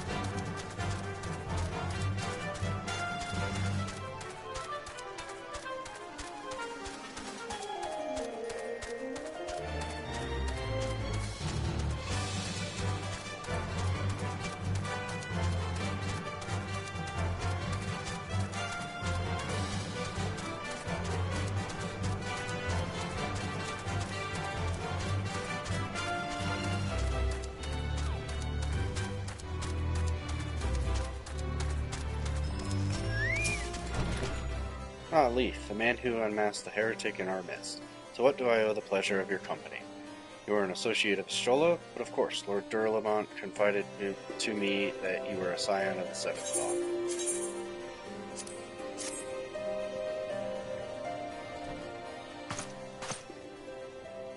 Castrum Sentry, what interest have you in all the Imperials? They hold several of our number whom we intend to free. Any information you can provide would be greatly appreciated. I see. That might explain our scouts' reports. They observed 4 prisoners being led into the castrum, a Huron woman, an Ellison man, and 2 Lalafels. 1 male, 1 female. It's them. It has to be Menphilia, Urianger, Papalima, and Tataru. If that scant morsel is of use to you, you may also be interested to hear about a more recent incident. An Imperial airship made an emergency landing here in Corthus not long ago. 2 men believed to be prisoners, a Rogadin and a Lalafell, were seen fleeing the craft. What did you say? A Rogadin and a Lalafell, Master Garland. Neither wore Imperial dress, and both seemed disinclined to wait for rescue, hence our assumption that they were prisoners.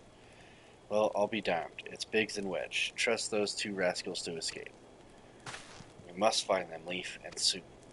The Imperials will not rest until they are captured or killed, and if Biggs were given the choice, I fear he'd take the latter.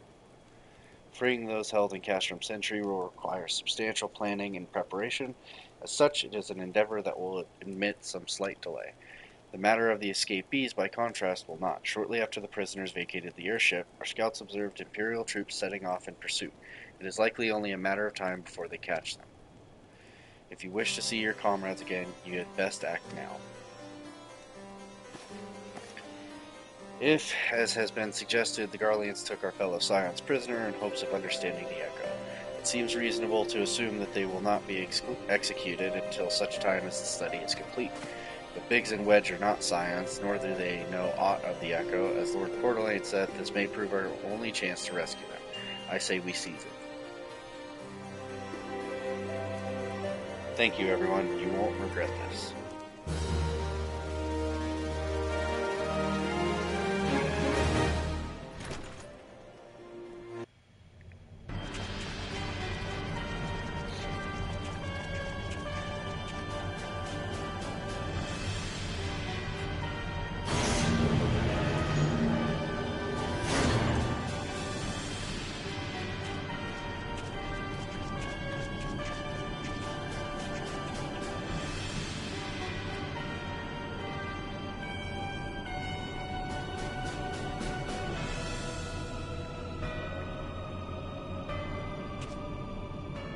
Final preparations are almost complete, my lord. There stands the culmination of 5 long years of painstaking work, but all our efforts will be vindicated when the Emperor's vision becomes reality. At last we have the power to purge this land of its false gods. We shall give the ignorant children of Eorzea the security and stability they so desperately crave, and which their spineless leaders have so palpably failed to provide. As you say, my lord, rest assured, our engineers will not rest until the weapon is fully armed and operational.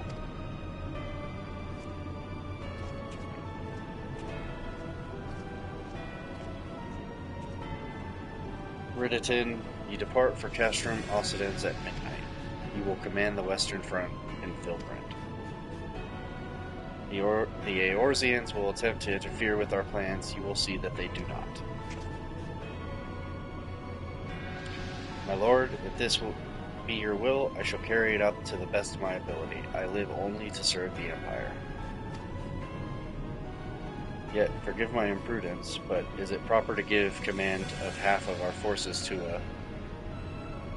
I have given you nothing, Praefectus. You have earned it. That will be all. Dismissed. Yes, my lord.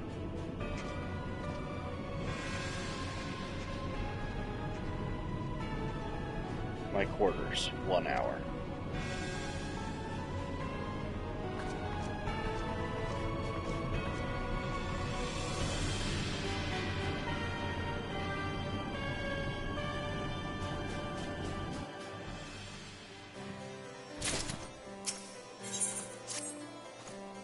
My purpose here is to recontier Garlean activity along Alabanthia's spine. Owing to this, I have the honor of being acquainted with the Stola.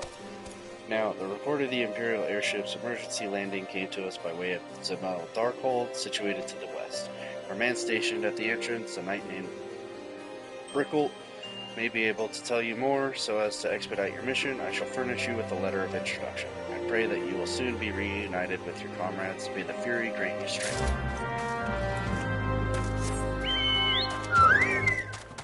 Alright.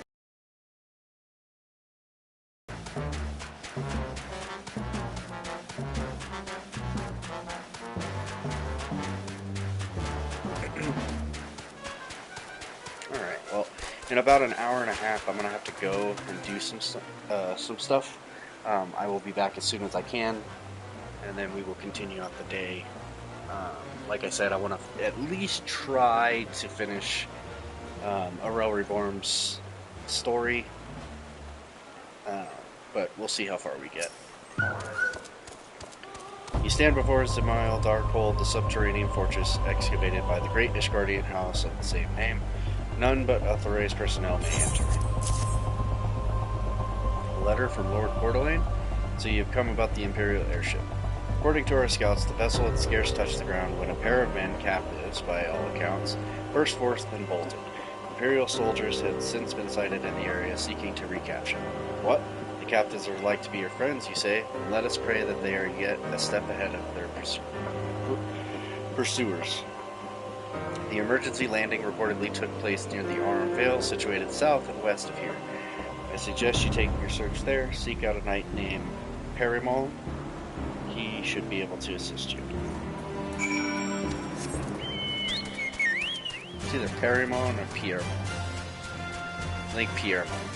Most of Ishgard's, like, dialect is French.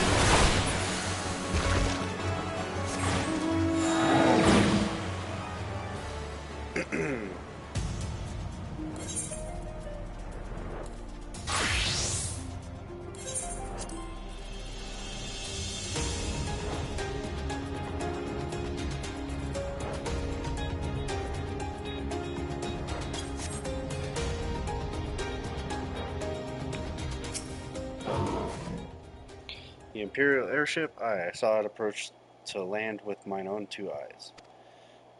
I hastened to the landing site, arriving just in time to see the vessel take to the skies again, but not before it had deployed a detachment of troops.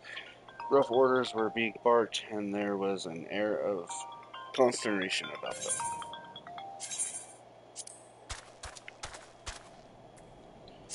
Alright, give me 1 second.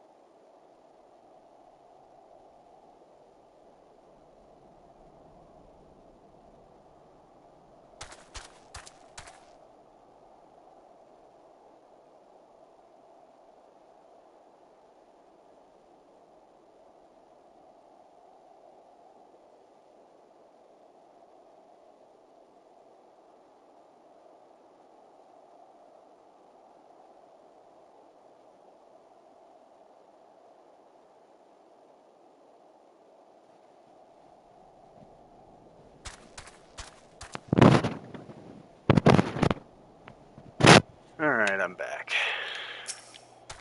Let's turn in this quest so we can unlock the Aurum Veil.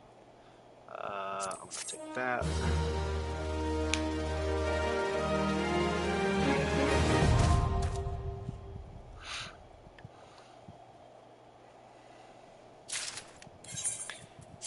And we got a new snazzy ring to wear. There were prisoners aboard the airship, it seems, and they seized the opportunity to flee when the vessel was forced to land. The Garleans who were deployed formed search parties and proceeded to scour the wilderness. In order to alert our forces, I returned to my post. To find evidence that someone had been here in my absence, whoever they were, they tried the door to no avail and decided to go elsewhere. In all, I marked 2 sets of footprints, one large and one small. If you search the area, mayhap you will be able to follow the prints to their owners.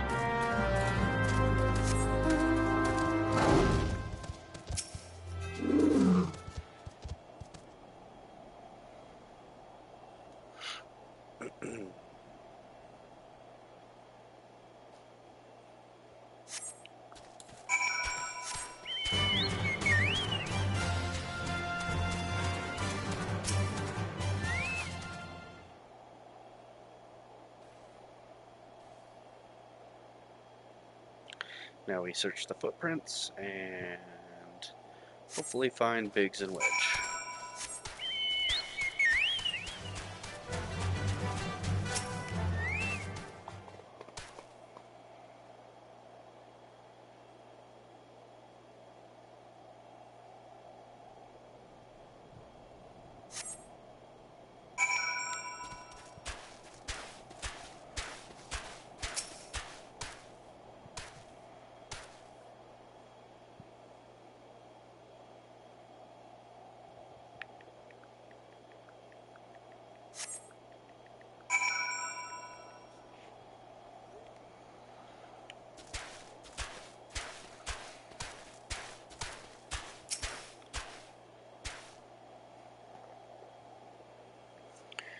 Alright.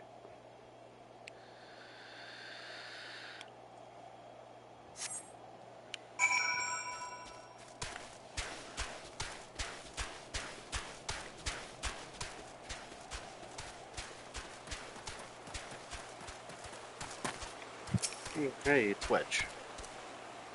Who'd have guessed by the tiny footprints? So cold. I want to go home.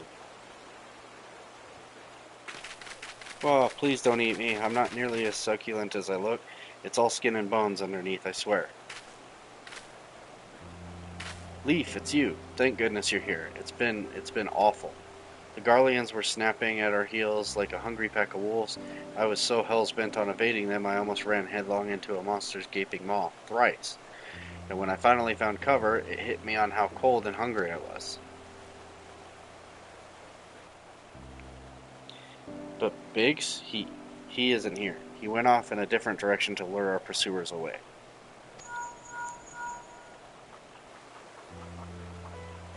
It's me, Sid. Have you had any success? Track down Wedge? That's wonderful news. Now what of Biggs? I see. Well, it hardly surprises me that the big fellow went off as he did. For all the tongue lashings he gives Wedge, he's always taking care of him. I've scoured the area surrounding the Darkhold, but have nothing to show for it. At any rate, we know for a fact that Biggs headed west. With both Ida and Estrella helping out, I'm sure he'll turn it up soon. Now then, I'll make my way over to your position while keeping an eye out for Biggs. If memory serves, there should be an Ishgardian fortification not far to your west, Monument Tower, I believe it's called. Let us meet there. Dare I hope, was that Master Garland you spoke with? After 5 long years, thank goodness he's alive. I'm feeling better now, Leaf. Let's go to Monument Tower and wait for the chief to arrive.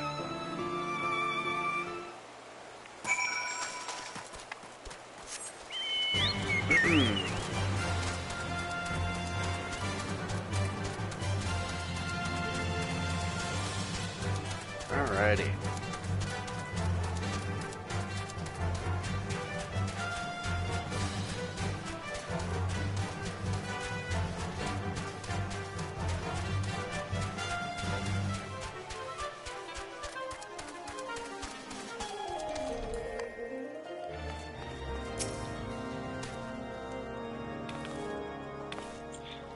Well met and welcome, adventurer. What brings you to this frozen corner of the realm? Oh, it would seem your companion has caught a chill. Come and warm yourself by the fire. I will bring you a hot broth. How are we feeling now, then? Stay here as long as you need. The same goes for you, friend. 'Tis plain you had a hard journey ahead of you have a hard journey ahead of you. You must find rest when you can.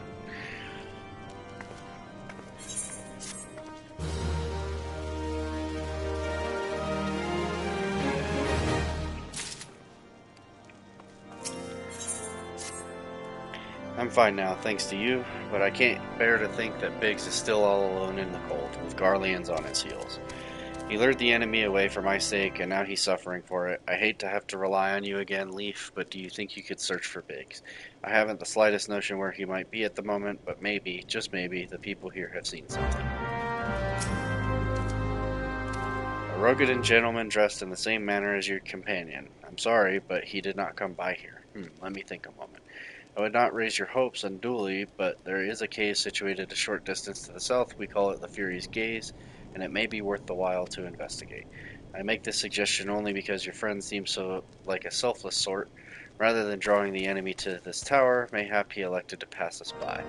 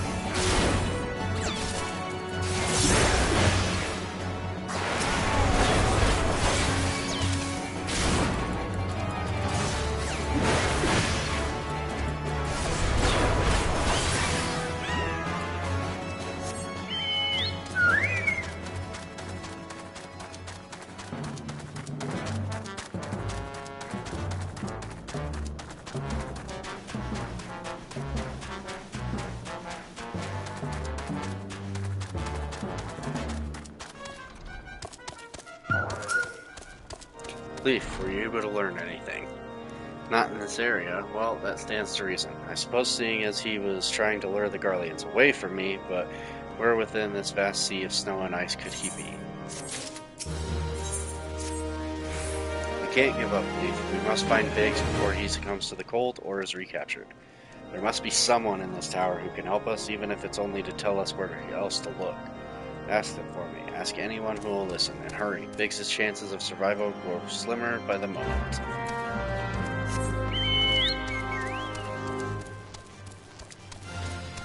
Alrighty.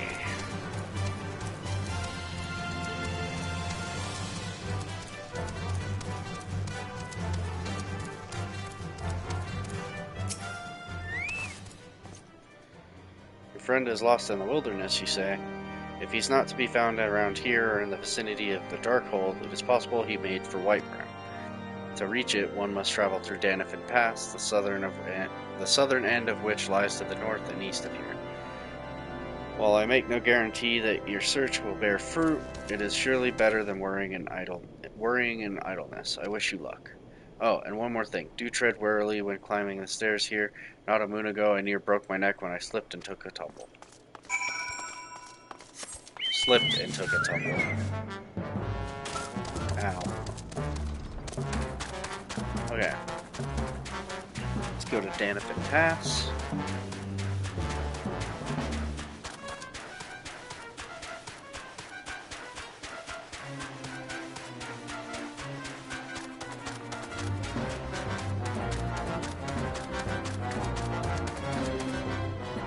Give me 1 second.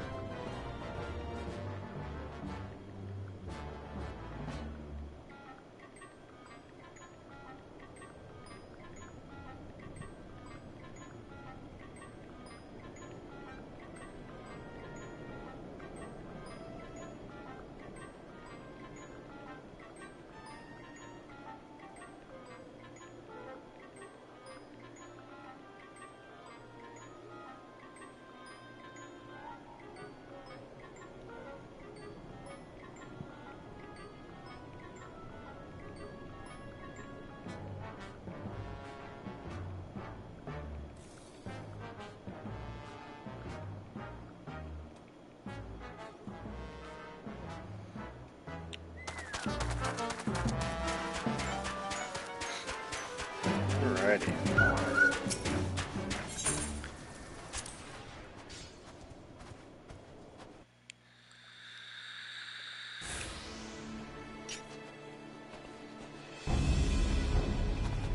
Our orders are to take you back dead or alive. Which will it be, engineer? Why don't you come and find out, Tinhead? Ah, Leaf, it is well that you are here. The situation is grave. Biggs is in a bad way. We need to do something right now. Ida has the right of it. He will perish if we delay. With me.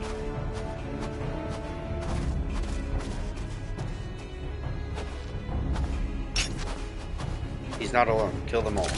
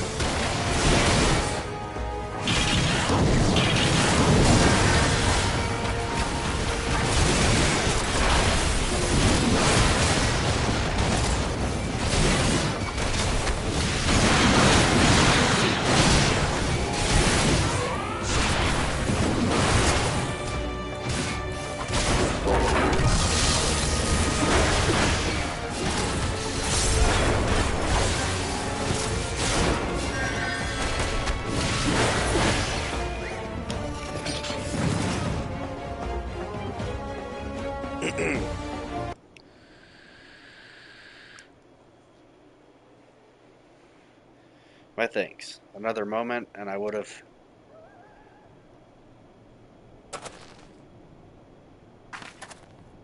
He has been too long in the cold. We must find shelter for him. Monument Tower, you say? Very well. Ida and I shall bear him there with all haste. Sid will be so happy to see Biggs and Wedge again. Oh, I love reunions.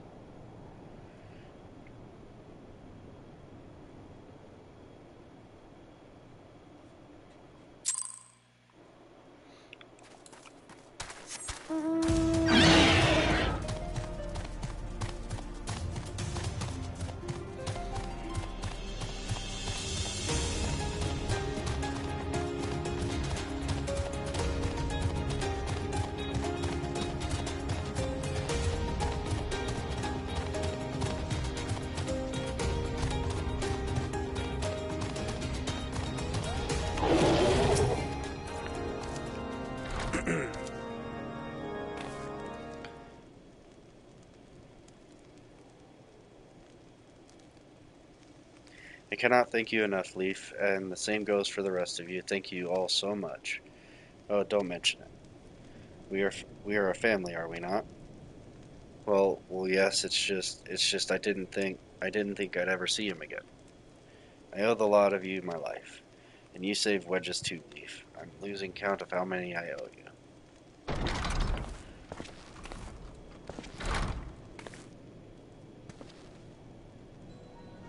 Biggs, Wedge, gods, it's good to see you two again. Chief, it's you. It's really you. In our hearts, we knew you were still alive, but to finally see you in the flesh... When Alphino told me of the raid on the Waking Sands, I feared the worst at what happened. The enemy struck with nary a warning. We didn't stand a chance. Wedge and I were in the workshop when they came. Before we knew what was happening, the Imperials had us at gunpoint. It must have been awful. There's one thing I don't understand, though. How did the Garleans get there so fast? I mean, the Immortal Flame should have seen them coming, right? I myself have asked the same question. That day when I returned to the carnage at the Waking Sands, I noted not a miss in horizon. Nothing at all to suggest the passing of an Imperial force. From this, I conclude that the Garleans came neither by land or by air. Nay, they were born there by potent teleportation magics of the kind used by the Ascians. Carry on. We were bound and blindfolded and bundled into the cargo bay of a waiting airship. I can't rightly say how long we were aboard, but when the time came for us to disembark, we found ourselves in the midst of an Imperial stronghold, Castrum Sentry. Upon arrival, we were marched off into the main complex. Biggs and I were thrown into a detainment cell together, while Minfilia and the others were taken elsewhere. That was the last we heard from them. Castrum Sentry.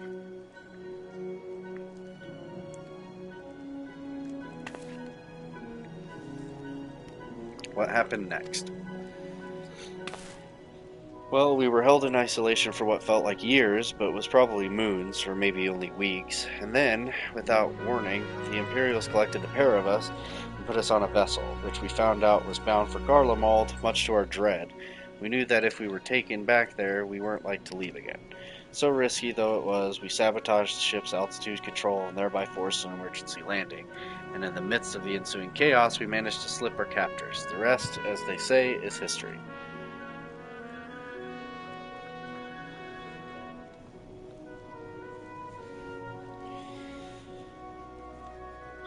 If I didn't know better, I'd call that a likely story. Sabotaging the altitude controls on an airborne vessel, that will have been Biggs' handiwork.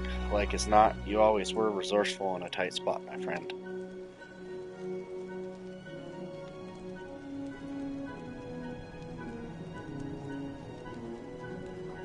Leaf, thank you for returning my dear assistance to me. It would seem I owe you yet another debt of gratitude.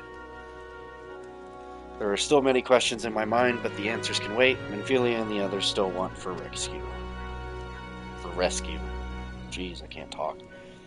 Alright, you lot. Garland Ironworks is back in business. Let's go and give the Imperials what for. Hurrah! Alright.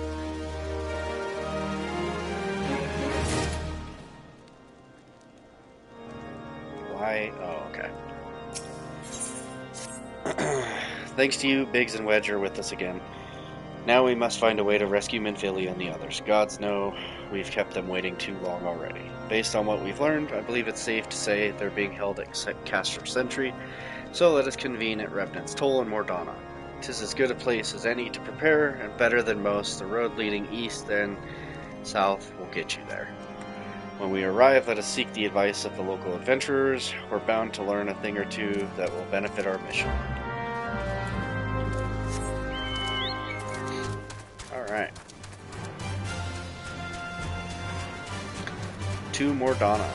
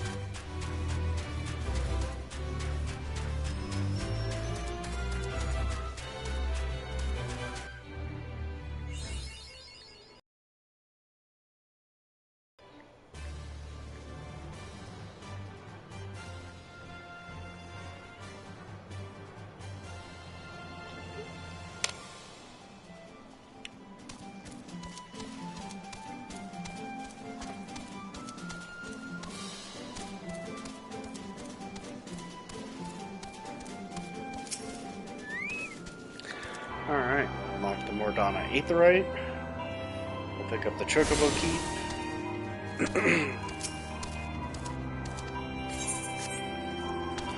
And we will talk to Slathmore.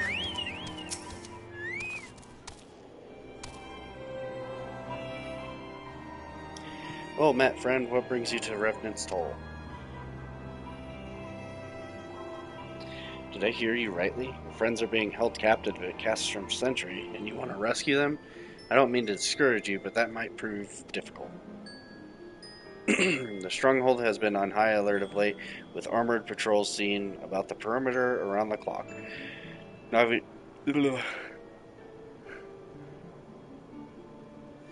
even a fly could get within 100 malms of the walls undetected. If the Garleans were alerted to our coming, we cannot know what they will do to Minfilia and the others. We must act with the greatest stealth. Aye, it has to be good old-fashioned infiltration. But with security so tight, how are we going to smuggle ourselves in? Why, I have a mind to walk through the front door. Huh? The front door? Aye, we'll disguise ourselves as Imperial troops and march right in. For this, we'll need a few sets of Imperial uniforms, a suit of Magitech armor, and impeccable timing. That's a bold strategy, but it just might work. Where we are, there's certainly no shortage of opportunities to borrow the equipment. Knowing those Imperial bastards, they won't even suspect that we savage Eorzeans will think to use their technology. Then it's settled. If you're determined to go ahead with this, I'd recommend you speak with Glamoun. The fellow's got a personal grudge against the Empire and happens to know a deal about Castrum Sentry. Besides, I've no doubt that he'd want to be of aid. Ida and I shall go to reconnoiter Garlean activity at the stronghold. It would not do if something were to befall our comrades before we had the chance to act. Come and join us when you're ready, Leaf. Let's do this. Sometimes I wonder, Ida, are there ever times when you are not enthused? I'm nothing if not enthused, Ishtola, and you're beginning to remind me of Papalino.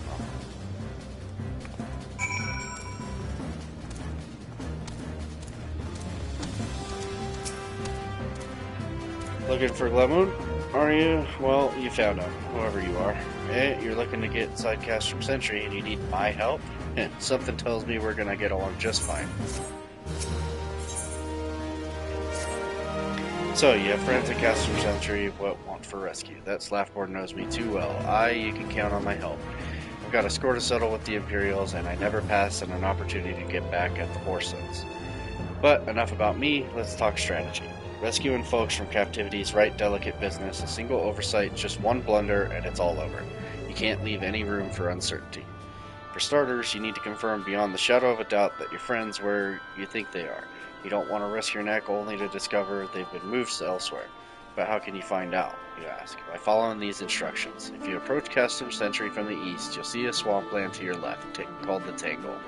Get in there, never mind all the marbles, and navigate your way to the southwest corner. You'll come upon some drainage pipes coming down from the stronghold. Don't ask me how I know, but one of them leads back up to the command tower. If you listen closely, it might be as you can eavesdrop on some of the happenings within. Once we know for certain your friends are there, we'll move to the next stage of the operation. Now get going in Godspeed. Alright.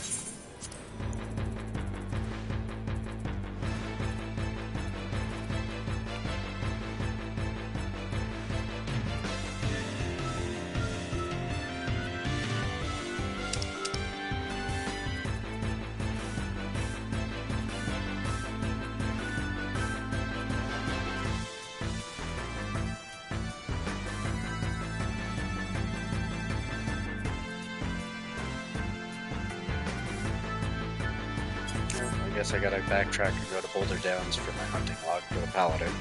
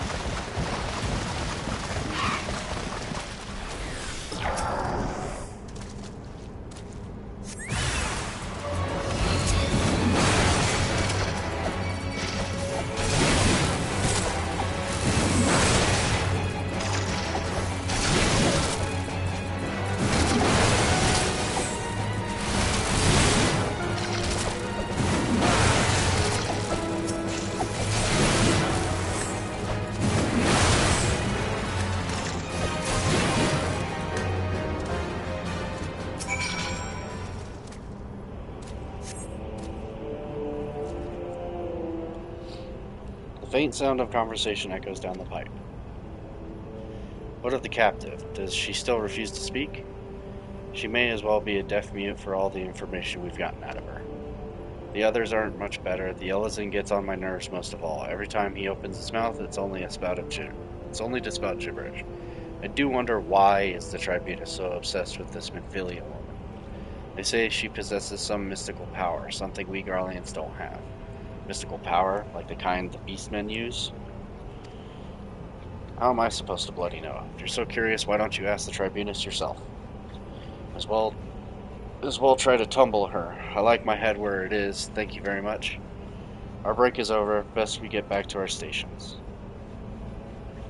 The footfalls grow fainter until all is silent.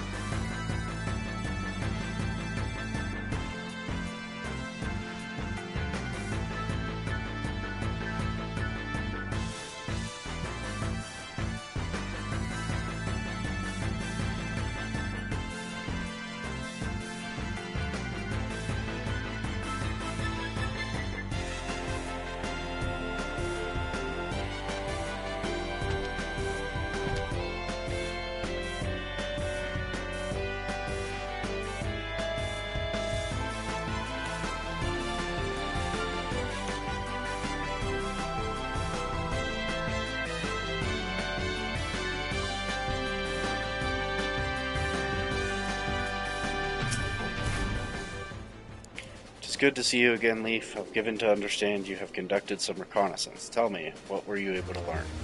So, Minfilia and the others are indeed at Castrum Sentry. Their presence thus confirmed, we may proceed with the mission. While you were afield, Sid took the liberty of devising a plan of action. Pray have the details from him.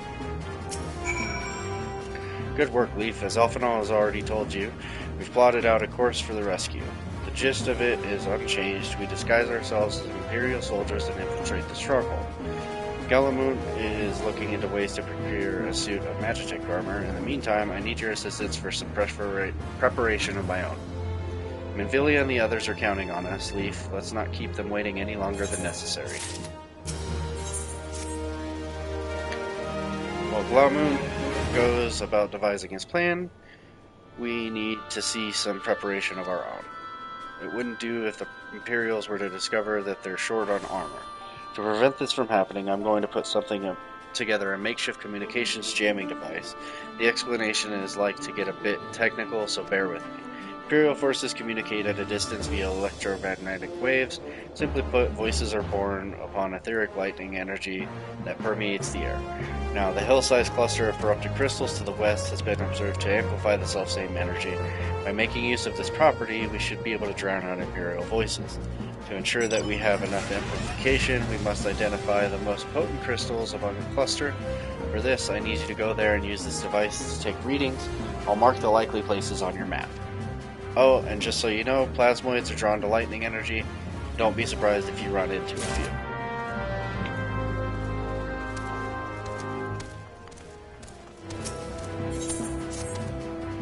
Clean the wax out of your ears now, because there's something I want to do by way of preparation. The plan's to have you enter Castrum Sentry all decked out in Imperial duds, but a disguise is more than just clothes you're wearing. You also gotta act the part. At the very least, you need to know how to perform a convincing Imperial salute. First impressions are everything, as they say. I could teach you the salute myself, of course, but it's best you learned it from the experts. So get yourself near as you dare to Castrum Sentry and watch the Imperials doing what they do.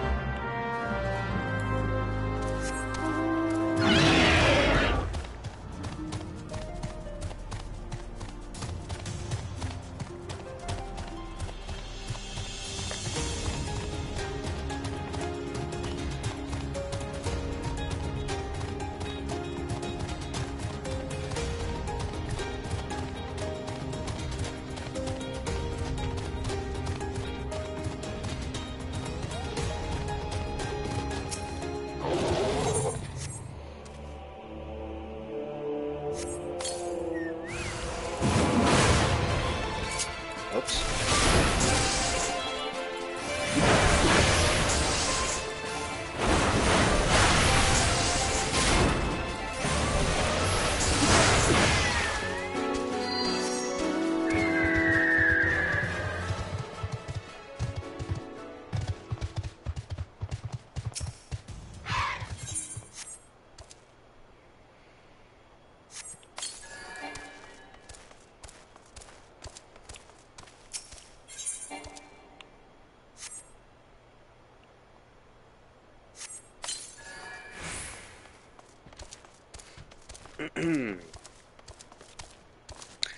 Alright, we'll get these readings for Sid. Oh my god.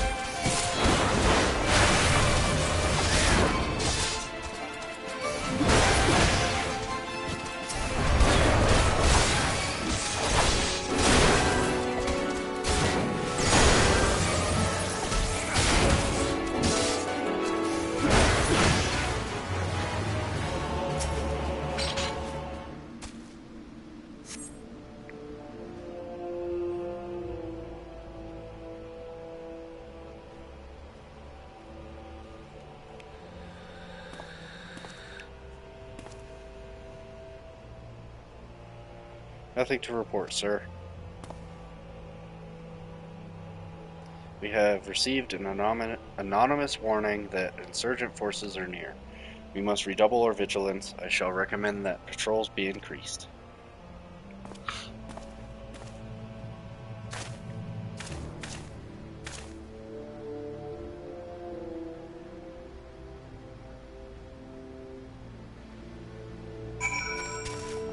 Alright, we'll go back to Mordana.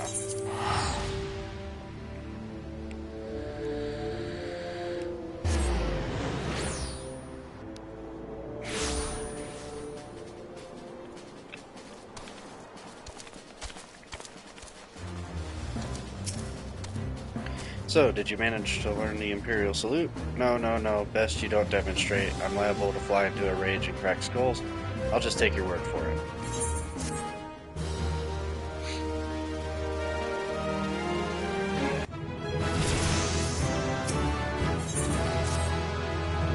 You are called Leaf Gaming, yes? I've heard of your plight from my friend, Galamoon. As a fellow adventurer and son of the Eorzea both, I would offer you my assistance. In order to infiltrate Castrum Sentry, you and your comrades must disguise yourself as Imperial soldiers. The question is how to go about acquiring the uniforms and helms. There are places a man might purchase them, but individuals who deal in such wares are not the sort to whom you would entrust your secrets. It would be more prudent, I believe, to procure what you need via traditional means from the bodies of the recently deceased owners. The fortified area before Castrum Sentry never lacks for Imperial patrols. It ought not take long to obtain 3 sets of gear, 1 for each member of the infiltration team, Biggs, Wedge, and yourself. When you have what you need, please return here and allow me to inspect the spoils.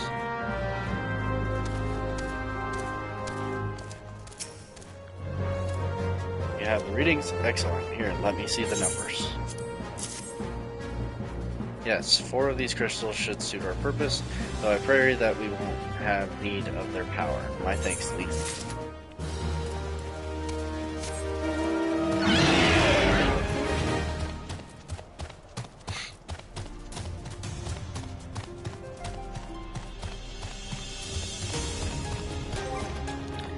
Alright, and then one more level, we get an upgrade.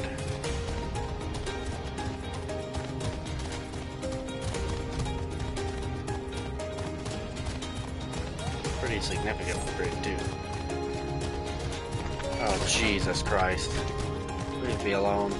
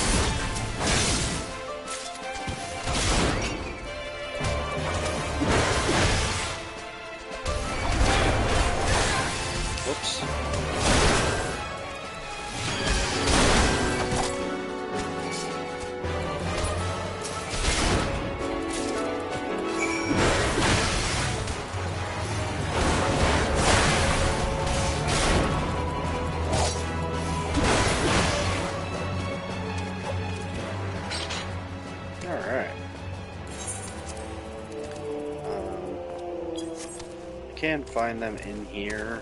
It's just going in here kind of sucks.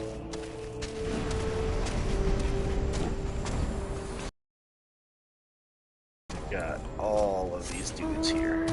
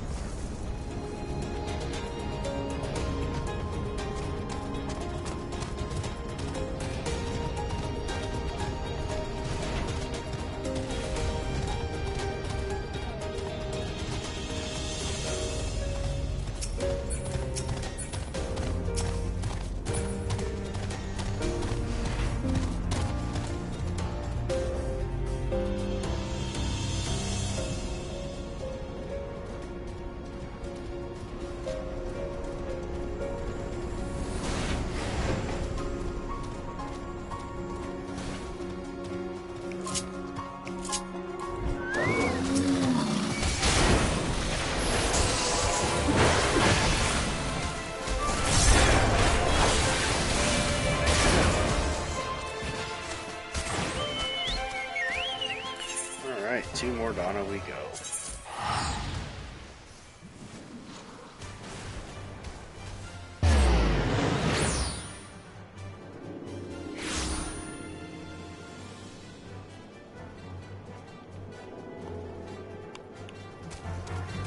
Alright, let's turn this into Sark Malark. Were you able to obtain 3 sets of Imperial equipment? Yep. Damaged, as I suspected. In their present condition, I fear these uniforms and helms are like to draw suspicion. They must be prepared, if only superficially. Fortunately, the blacksmith Iganolf at the Diamond Forge in Rowena's House of Splendors should be able to hammer them into shape in no time. I've already sent word ahead, and we have been assured that he is expecting you. Worry not. We have already impressed upon him the need for utmost secrecy as to the nature of your mission.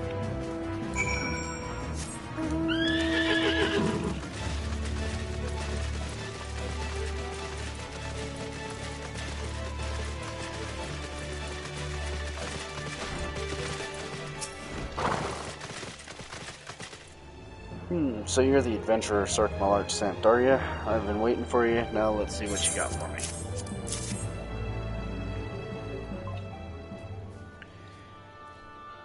I see. Ah, yes. I reckon I can hammer these back into shape for you. After all, I owe your friend Sark Malark a favor or two. Took good care of old Iganolf back in the days before I fell in with old Rowena, he did. Did you know he's the son of one of the wealthiest families in the Sultanate? Wouldn't expect someone like that to end up in the life he had, but I suppose he always felt the adventure in life's calling him.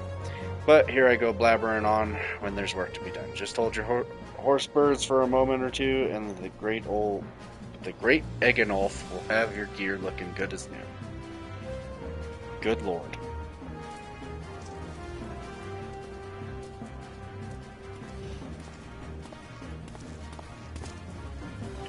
And there we have it. Won't do you much good in battle, mind you, but from what I hear, that's not your priority anyhow. Do send Sark Malark my regards, will you?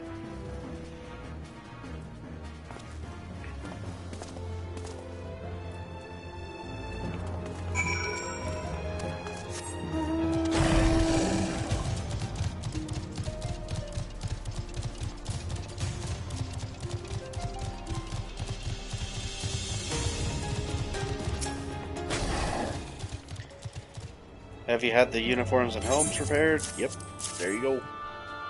Yes, these will serve beautifully. The great Iganolf never fails to impress. The quality of these repairs would fool even a legatus. Thus equipped, you should not have any trouble blending in amongst Imperial forces, lest you fear that the Garleans might detect your foreignness.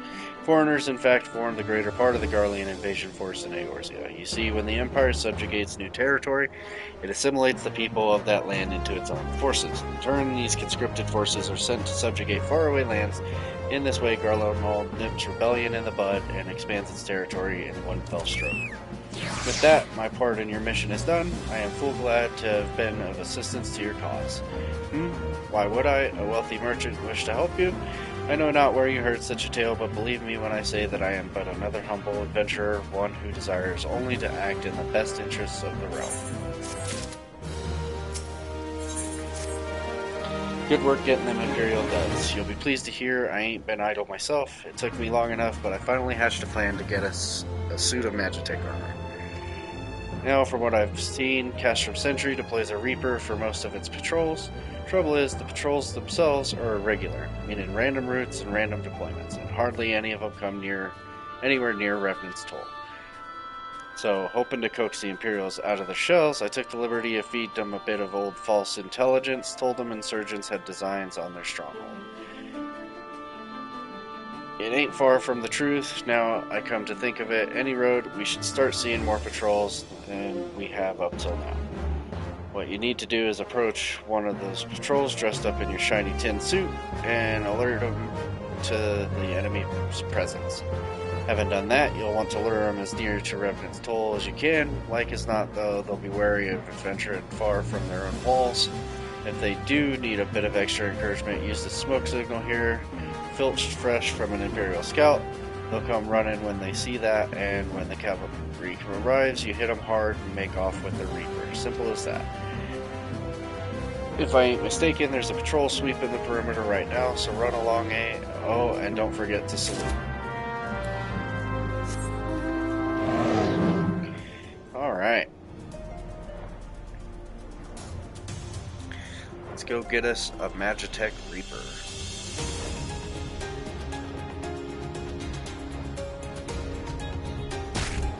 Ow.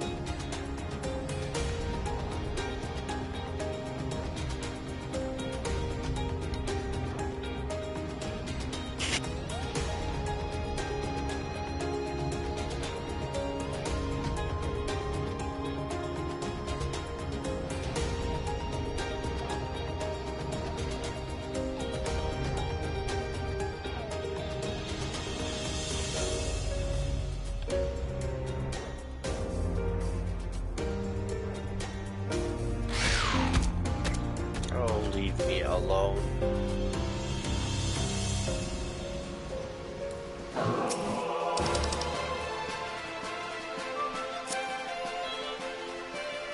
One of our covert operatives, are you? Carry on, soldier. Insurgents gathering to the east, you say?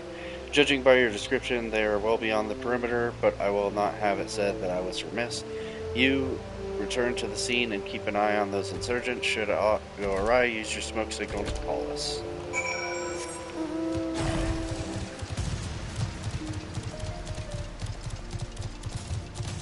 Alright. Well, time to set a little trap.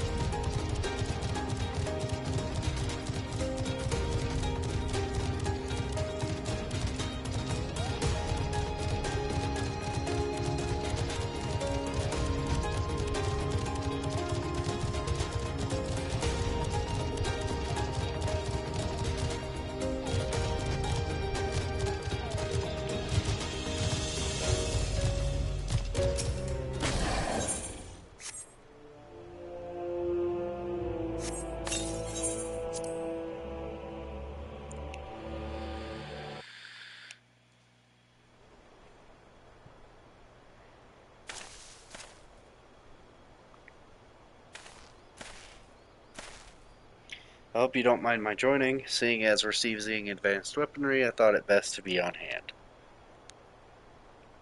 Ah, there she is.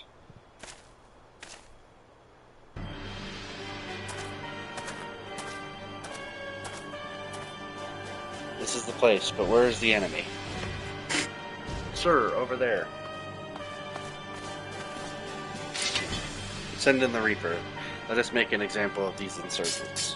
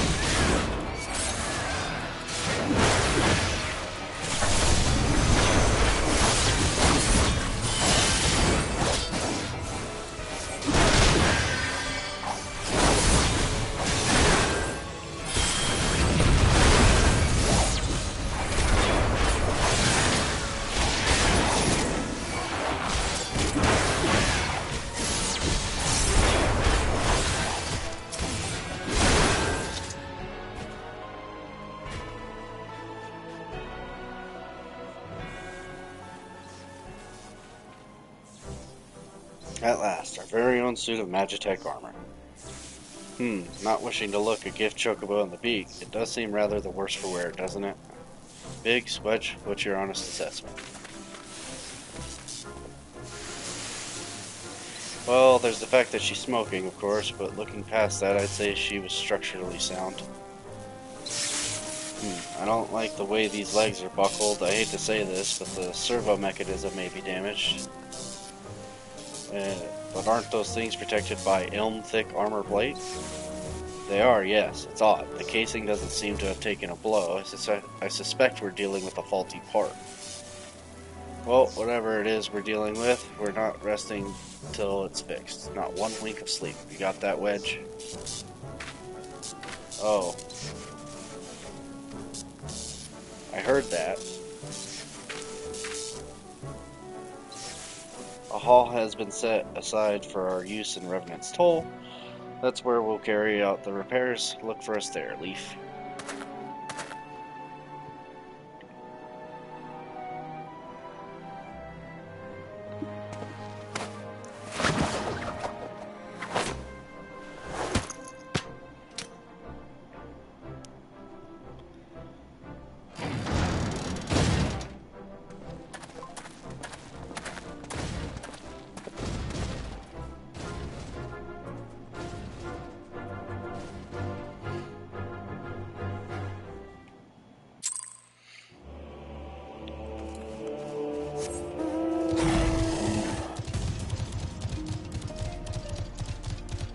Alright.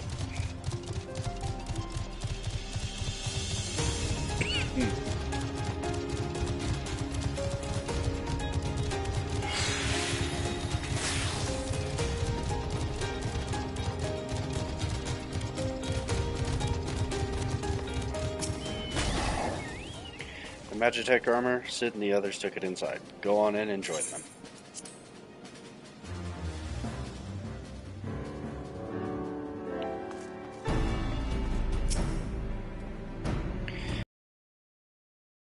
The Reaper, our preliminary diagnosis was correct. She's structurally sound, but her servo mechanism is faulty.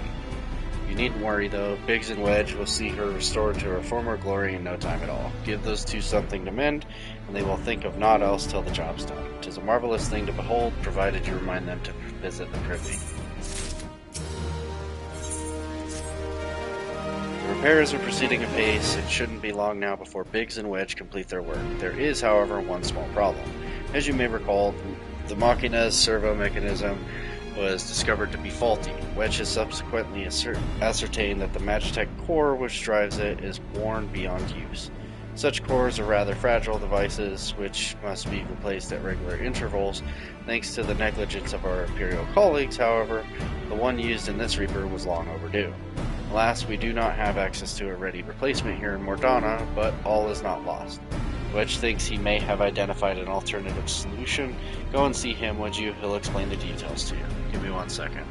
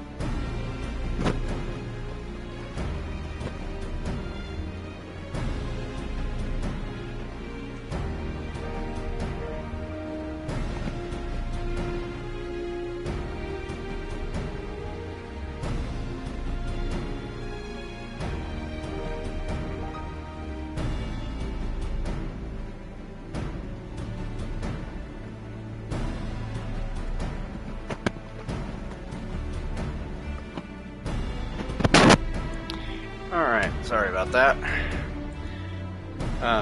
Alas, we do not have access to a ready replacement here in Mordana, but all is not lost. Wedge thinks he may have identified an alternative solution. Go and see him, would you? He'll explain the details to you. Alright, Wedge, what you got for me? As I believe the Chief has already informed you, the Magitech core is worn beyond use. We need to find a replacement. I thought about having you appropriate more Reapers, but even if the Dunderhead maintenance engineers at Castrum Sentry had remembered to replace their cores, we would risk arousing Imperial suspicion. But do not despair, for I believe there is a solution. Substitute the Magitech core with a Mammoth Heart. In case you don't know, a Mammoth Heart can be used to grant sentience to an automaton. By my reckoning, such a device would be more than capable of regulating the armor's servo mechanism. We'll just need to make some minor modifications to the housing unit. I've already placed an order for a first-rate Mammoth Heart with the Goldsmiths Guild. All that remains is for someone to go to Ul'dah and collect it. Oh, and to pay for it. Did I mention how much they cost? No? Well, they typically cost something in the order of, I hope you don't mind footing the bill. It's for a good cause. You motherfucker.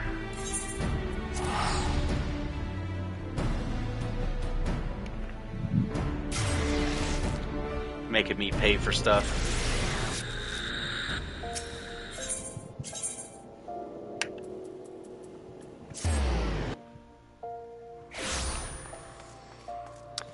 Alright, I'm going to use that weapon coffer we just got on my warrior.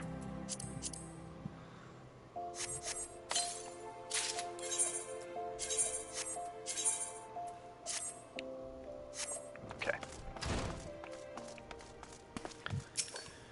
Alright, hello there. Come to collect a Mammoth Heart, you say? Then you must be here on behalf of Garland Ironworks. I've taken the liberty of picking the finest example we have, a heart fit for a prince among mammoths. Payment? Oh, that won't be necessary. The heart is for Master Alphinaud's personal use after all. He notified us a short while ago that his manservant would be coming to collect it. Tender in years though he may be, Master Alphinaud has been a benefactor of ours since my predecessor's time. The Goldsmiths Guild wouldn't dream of charging him. But here's the Mammoth Heart. May it serve you well. Oh, and please do pass on my compliments to your master. This motherfucker. I'm going to backhand the shit out of him. And I don't know when I did, but I apparently used one of my Aetherite tickets.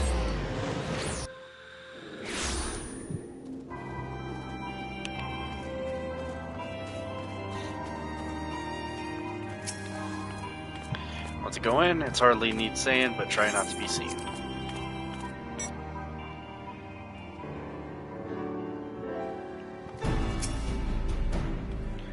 Do you have the Mammoth Heart? I can't wait to see if it works.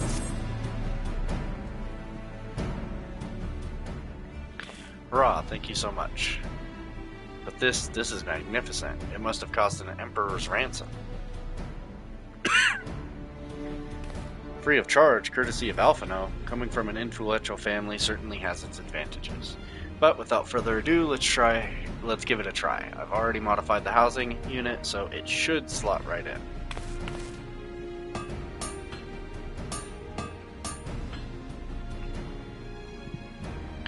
There, she's ready. Magitech armor, engage. Or not. She just needs a loving tap, I'll wager.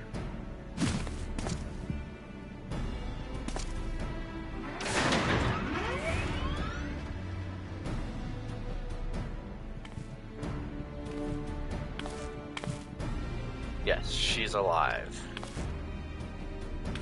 Let's take her outside and put her through her paces, Leaf. Would you care to do the honors?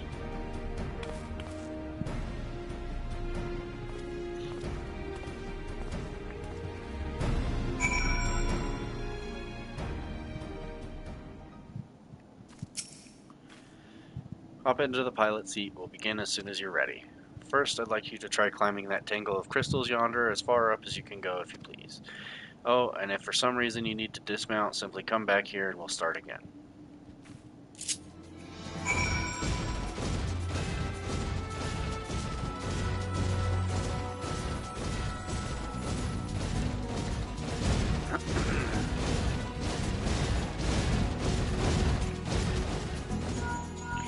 No anomalous movements evident from either leg. Good. Next, jump back down and then sprint north quick as you can.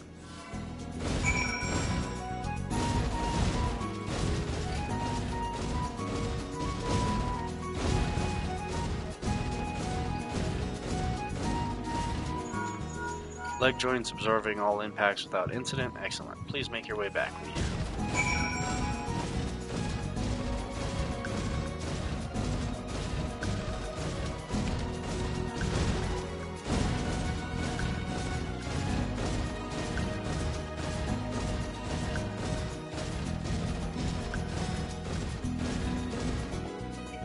The torso remains stable during vigorous motion. Excellent. And that concludes our test. Thank you for your cooperation. Here is a summary of my findings. The drivetrain is in sound condition. With some fine-tuning, we can expect a notable improvement in performance. As for the servo mechanism, I'm afraid it's not nearly as responsive as it should be, and I'm at a loss to explain why. The mammoth heart is in pristine condition and should be installed correctly. Perhaps its inner workings are simply too different to operate harmoniously with the armor's other mechanisms. Whereas Magitech cores serve only to conduct impulses, mammoth hearts enable its automata to process the information collected by their sensors as feelings. Maybe she just doesn't feel like part of the team, in which case we should do all our best to make her feel welcome.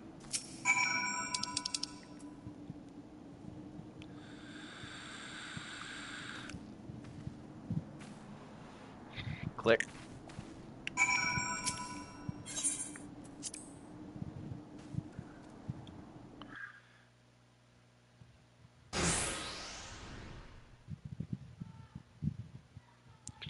Daft as it felt, I gave it my best. I've welcomed myself to a bloody standstill. What were you expecting to do anyway? Bob us a curtsy?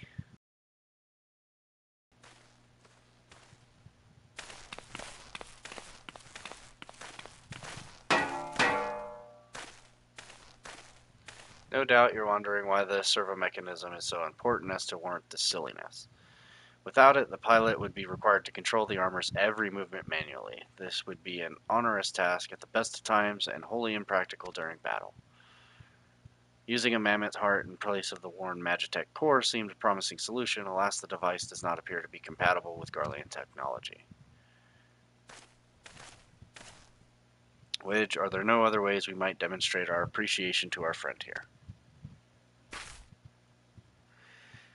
I'm at my wit's end, Chief. She just doesn't seem convinced. We could try a little dance, perhaps, or cheer our heads off. Imperials, they've come for the armor. Damn it, they have us cornered. There's the Reaper.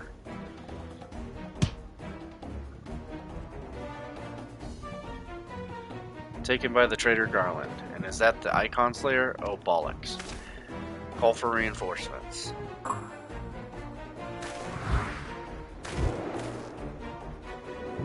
The hells you will.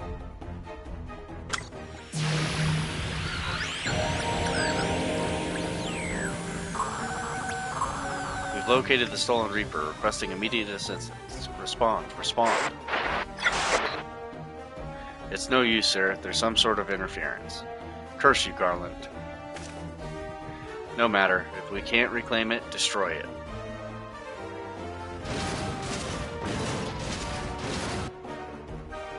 Bloody hells. Leaf, protect the armor at all costs.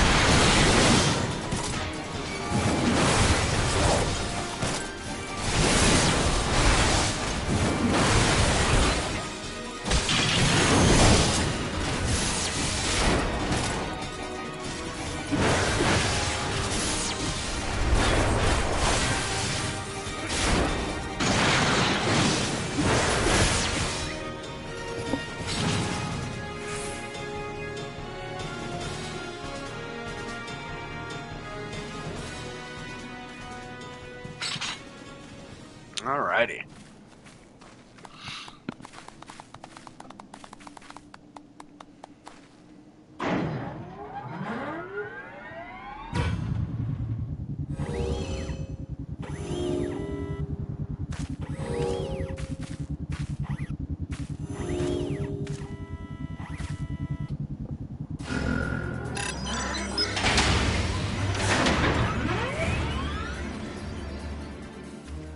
Chief, look, she moved.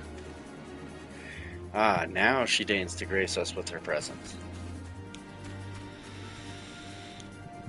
It took us a good while, but we're finally ready. It's time to infiltrate Castrum Sentry and rescue our comrades.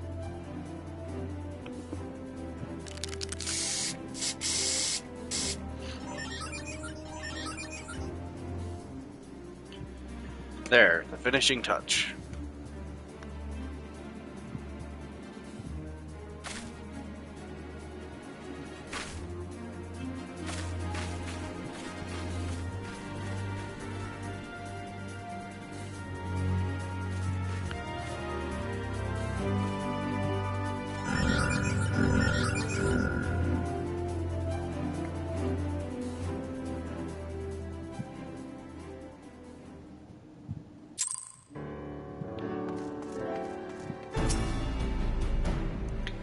The servo mechanism is now fully functional, and all it took was a simple fight to the death. Remind me not to install Amendment Heart aboard the Enterprise, would you?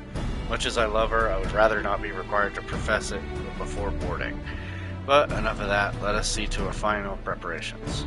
Thanks to Biggs and Wedge, the Reaper is as good as new. We're as prepared as we're like to get.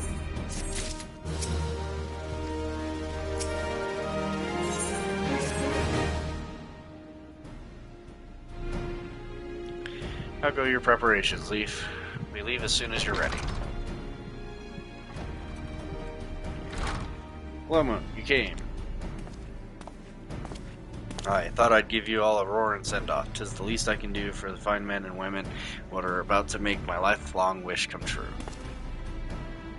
Well, we'll do our best. It occurs to me, for all the help you've afforded us, we know little and less about you. What did the Empire do to earn your ire? But I fear I've put curiosity before consideration. I quite understand if you'd rather not relive those memories. No, I don't mind, really. Truth be told, a part of me was itching to tell you my tale. Mind you, 'tis hardly novel. I ain't the first to suffer at Imperial hands. Like most folks, I used to have a mother. She was a sweet, caring woman with a smile never far from her face. There was a sister too, pretty little thing she was, gentle as a lamb, but tough as nails. We were poor folk, living simple lives, but we knew happiness just the same. And then the Imperials came and took it all away. When Alamigo fell, they put my family in a camp. Being a lad, I was made to do hard labor, while my mother and sister were forced to do far worse. They hid their suffering from me as best they could, but I knew, and the thought of it drove me mad. We had to escape, so I hatched a plan to get us out of the city. We were picking our way around a gorge not far outside the walls when they caught up with us, and rather than allow themselves to be taken again, my mother and sister leaped over the edge before my very eyes. Heartbroken as I was, I didn't put up a fight when the Imperials clapped me in chains and dragged me back. It was some years after that I escaped again, and that time I got away. I swore then that I'd get revenge on the Empire and become an adventurer so as to hone my skills and earn the coin I needed. But nigh on 2 decades have gone by, and what have I achieved? Bugger all, that's what. Not like you lot. You ain't been here 10 minutes and you've already done more than I managed in 10 bloody years. You give us too much credit, Clement. We seek only to rescue our friends. Well, what's more important than that? And any road, after you've got your friends back, you're planning on going after the Empire, and don't pretend you ain't. I've helped a few folk take on the Imperials over the years, and every time I have, it's helped stave off my appetite for revenge. But Summit tells me I won't be going hungry for a while with everything you've got planned. And you are sure that will satisfy you? If you wish to strike back at the Empire with your own hand, you need only say the word. We would be glad to have you with us. Tempting though your offer is, I'm afeared I must decline. I swore I'd get revenge on the Empire, 'tis true, but I've long since realized that the front lines are no place for a man like me.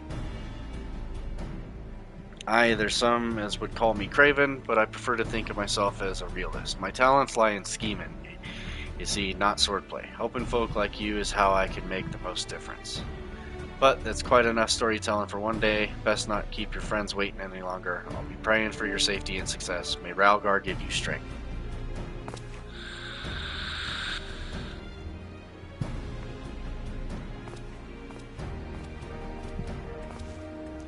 Wherever the Empire goes, misery invariably follows in its wake. For the sake of all who call Eorzea home, we must put an end to Gaius's ambition. But first, we have friends to rescue. Biggs, Wedge, and I will lie in wait east of Castum Sentry, just outside the Stronghold's patrol perimeter. Join us when you're ready. Oh, and don't forget to wear your disguise, or this will be the shortest rescue mission in history.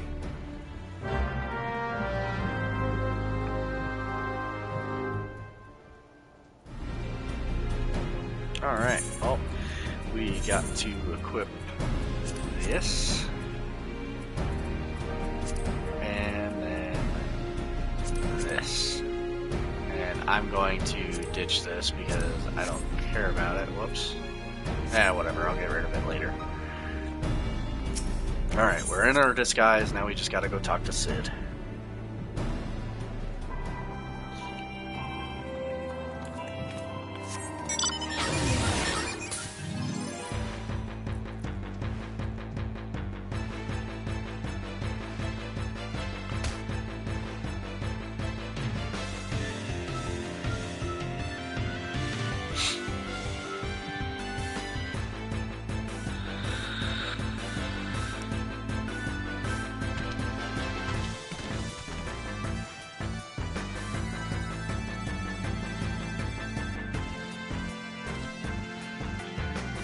Alright.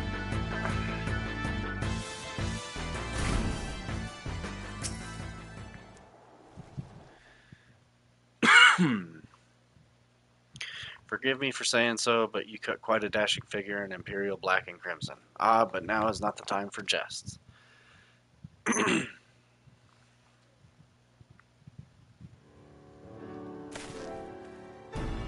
Let's review the infiltration plan. Castrum Sentry lies just beyond. A short while ago, an Imperial patrol left to do its rounds. Alphino and I will create a diversion out here and keep them occupied for as long as we are able. Meanwhile, the three of you will enter the stronghold, posing as the patrol returning from duty. Should Alphino and I prove less distracting than hoped, I will contact you via Link Pearl. Be ready to beat a hasty retreat.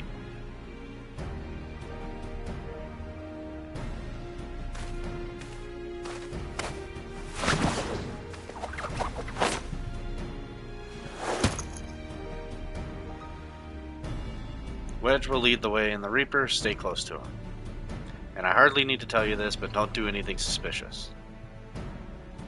Oh, unless you wonder, Ida and Ishtola left shortly before you arrived. We had planned that they should linger in the vicinity to cover a retreat in the event that Alphino and I attracted too much attention, but the approach of an Imperial vehicle forced us to improvise. Don't be too disappointed, they did at least leave a message for you, something along the lines of don't do anything reckless, if memory serves. Wise words. Alright, the Imperial Patrol should be returning any moment now, you'd best be off. Good luck, Leaf, may the 12 keep you.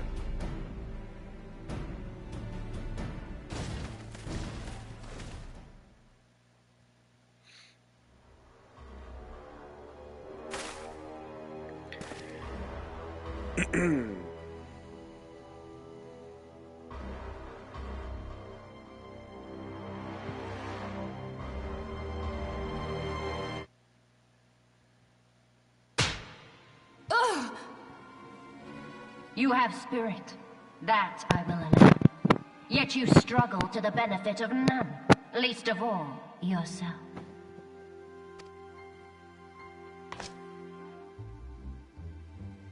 This echo of yours intrigues us. We desire only to understand it, and for that we need your help.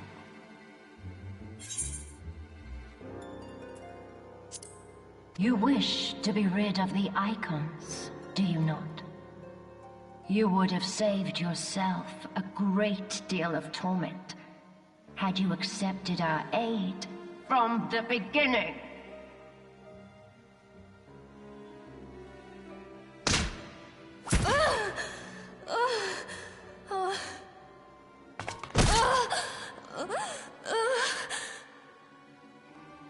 Tell me everything, and I shall end it quickly. Refuse, and though you beg for death, you shall not have it. Which will it be? As you wish, my dear Minfilia. Unpleasant though it will be for all concerned, you leave us no choice but to employ more rigorous methods of study. Be so kind as to deliver the prisoners to Castrum Meridianum. Yes, milady.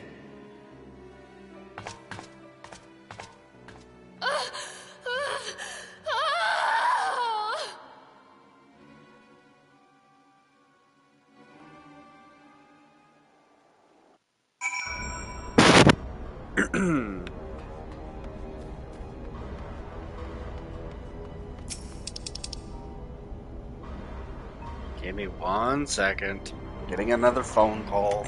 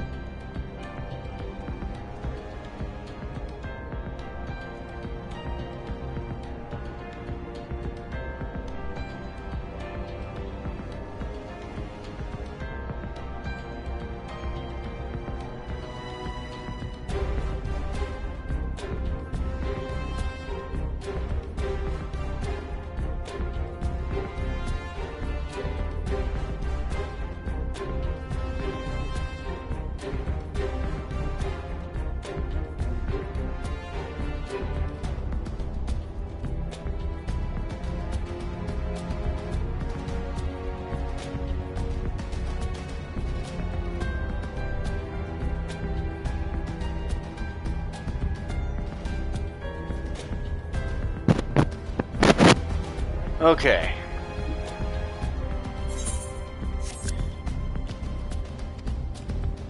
Whoops.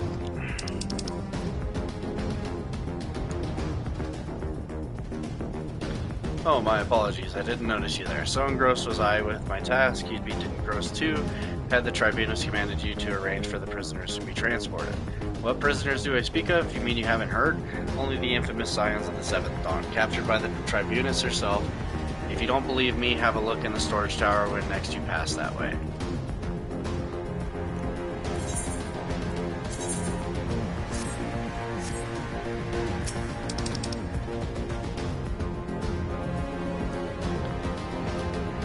That's a fine salute, but why aren't you in uniform? As you are, you're like to be mistaken for an adventurer. What? Prisoners? Ah, you've heard the rumors then. Yes, they're being held in the storage tower, but I strongly suggest you pay them no mind.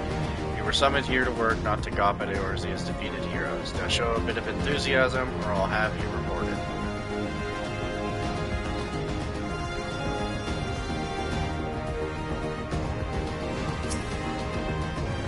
Whoa, where did you leave your uniform? If one of the brass hats sees you, you'll be in for the dressing down of your life. Shouldn't I be at my post? I suppose so, but such thing doesn't seem to matter anymore. I've fallen for one of the prisoners. She's all I can think about of late. Am I a deviant for wanting her to salute me?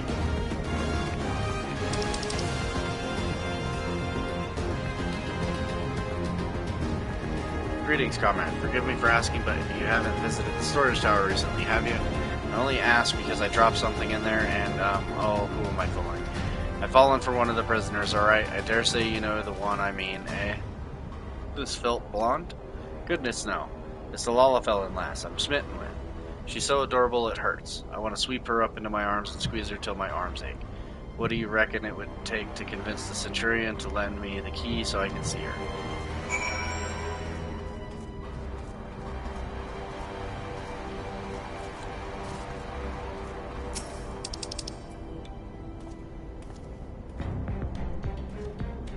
What's this? You need access to the storage tower? What business have you there? At the Tribunus' behest, you say, this is highly irregular, but it would not do to make my lady broth. Take my identification key, see that it is returned when your errand is concluded. I'll get right on that, buddy.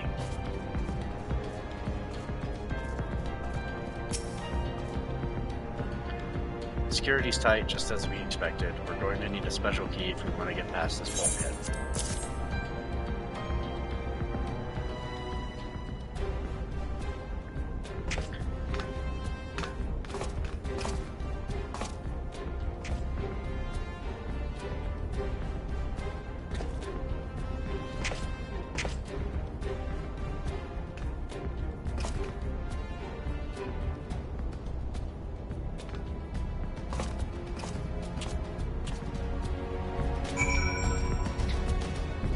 Alright.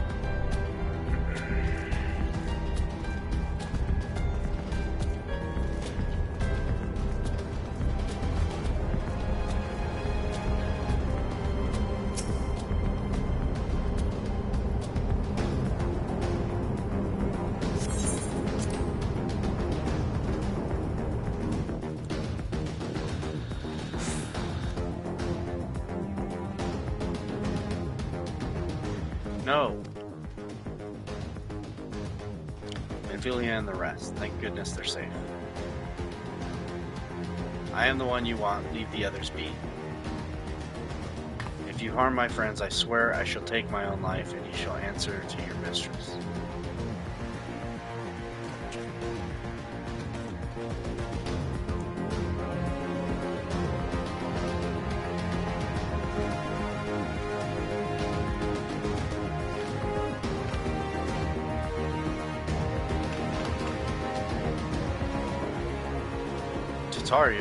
Tataru, we must do something. We risk letting the entire cast room know we're here. You're right. We may not get a better chance.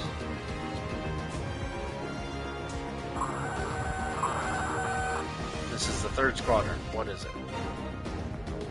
A Reaper sees you when. And this came to light only now? Culprits will have left a trail. Take as many men as you need and scour the area. I want that Reaper found. Now's our chance.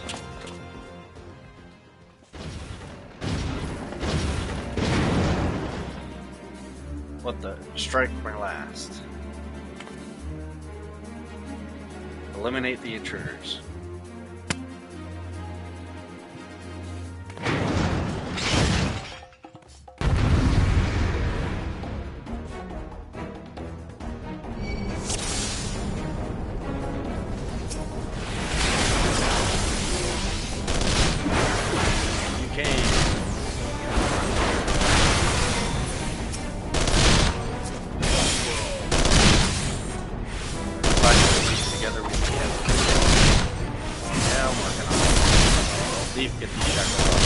I'm going as quick as I can. Oh!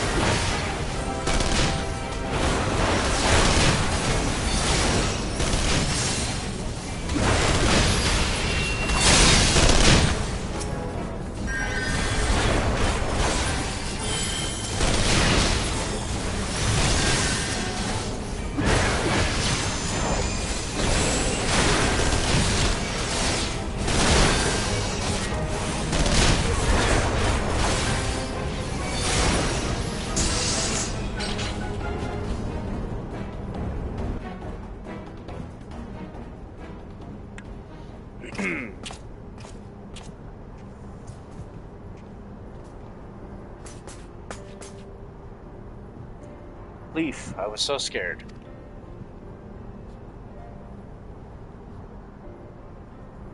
It was foolish of you to come here. You might have been killed.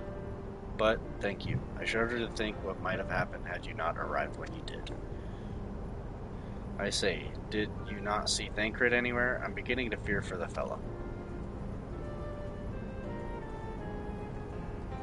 To linger here shall yield us no answers. Let us away ere the window to our liberty closes shut.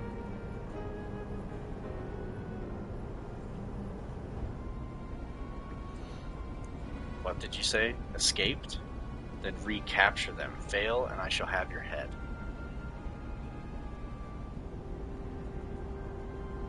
And what have we here?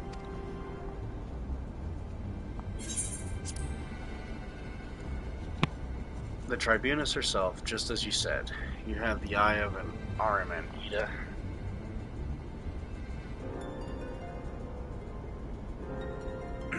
Well, she's kind of hard to miss in that showy armor of hers. Accursed scions, how did you slip our defenses? With unexpected ease, if truth be told. There chanced to be a commotion outside the castrum's walls, which allowed us to avail ourselves of the comforts of your vehicle.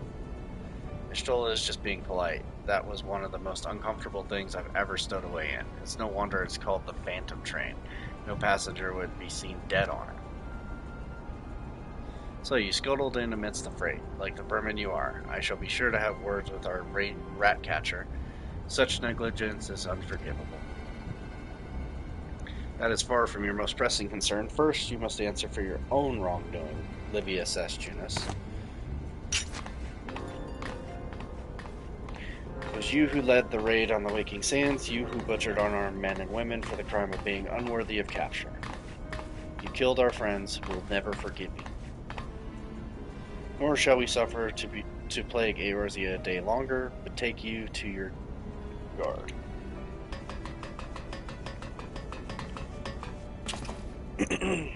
More intruders. Protect the Tribunus.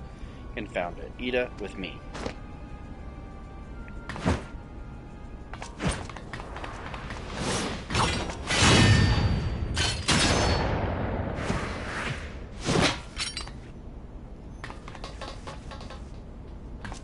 After them.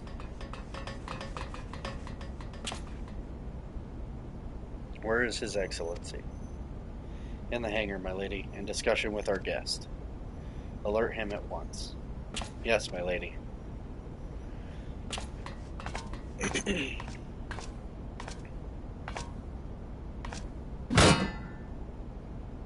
No, no, no, no. There they are. Fan out and surround them.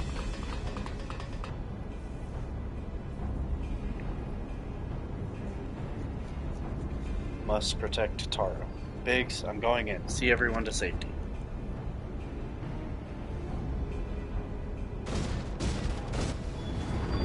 No, Wedge, don't do it.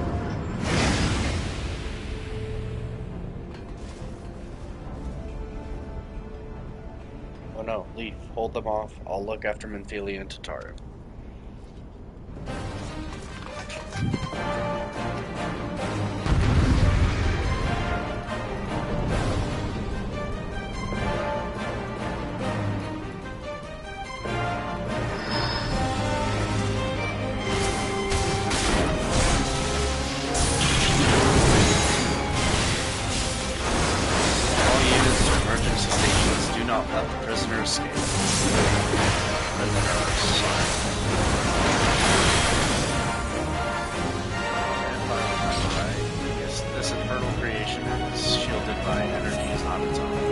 Whatever is generating a shield must be here to find it. Yeah, we're working on it.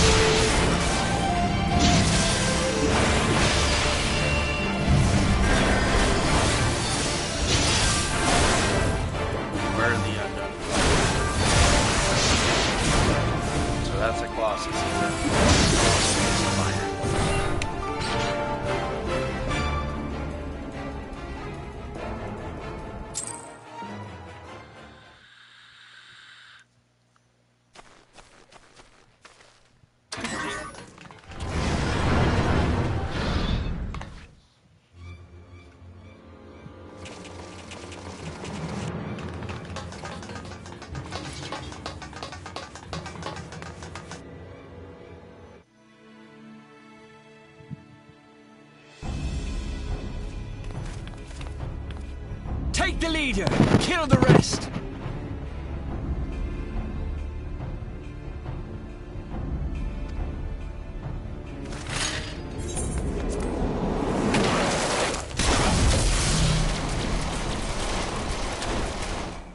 What the?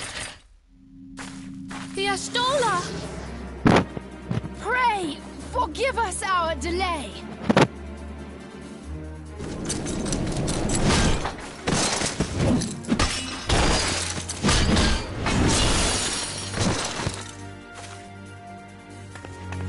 Papolino, Minfilia.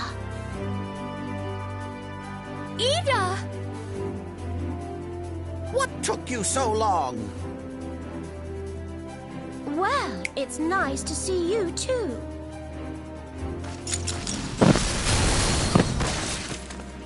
The reunion must wait. Right. First things first. Yes, let's get back to being heavily outnumbered.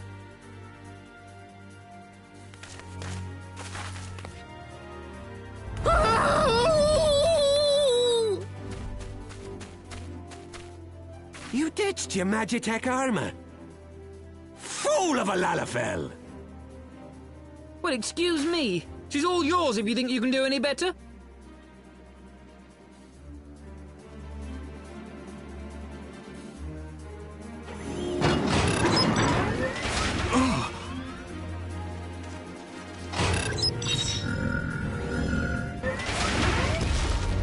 But there's no one in there.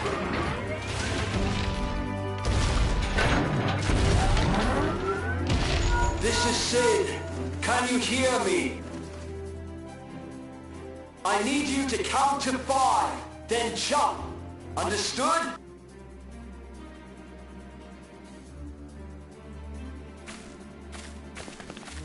One.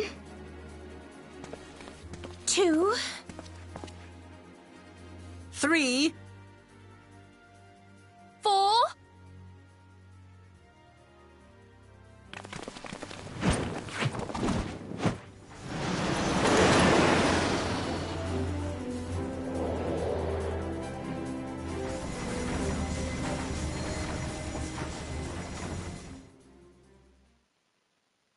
I know not which is more pitiful, the charlatans who rule Eorzea, or the masses that clamor for their implausible panaceas.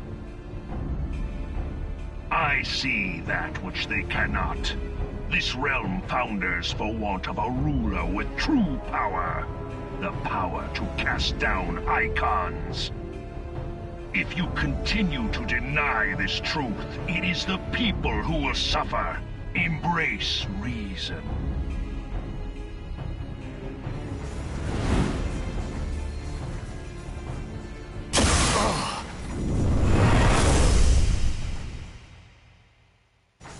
What in the 7 hells?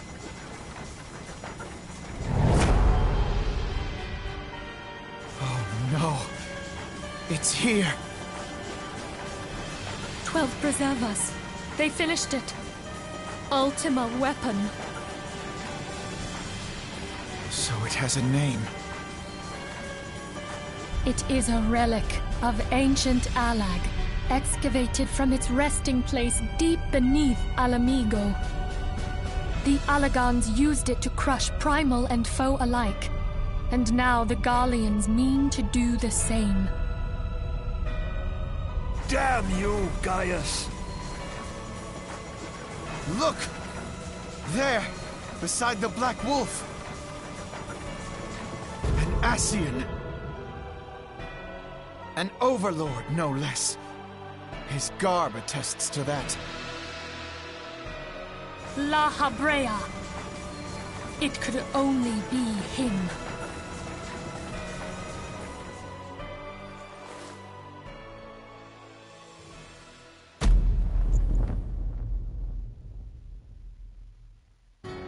Thancred!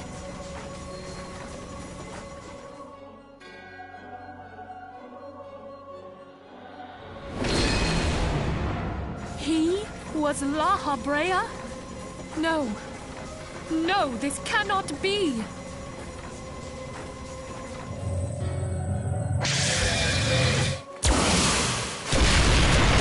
We have to go now! Hang on! Thancred! No!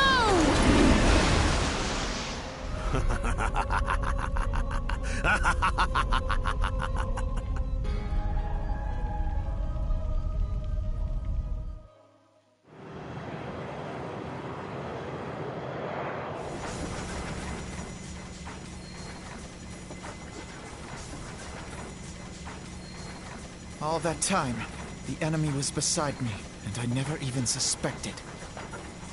And to think that it was I who suggested that Thancred investigate the Ascians. How could I have been so blind?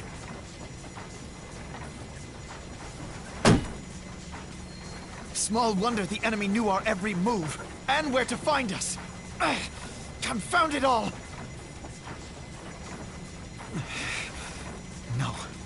No, this is not the time for self-doubt. The Alliance leaders staked their hopes on the Scions, but now they believe us all dead or missing. When they learn of the Empire's new weapon, we cannot be certain what they will do.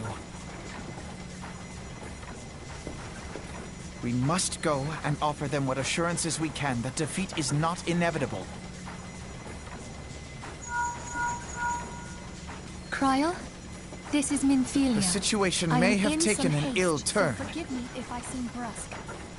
But the battle is far from over. Is it ready? And so long as we stand together, Wonderful. there shall ever be hope of victory. We need it urgently. How soon can it be The people of Eorzea falter for want of such hope. I am in your Let debt, us my provide friend. it. Let us bear to them the tidings that the Scions of the Seventh Dawn are returned.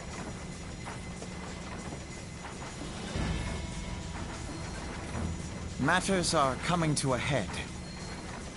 I hope we can count on you. My regards to Grandfather.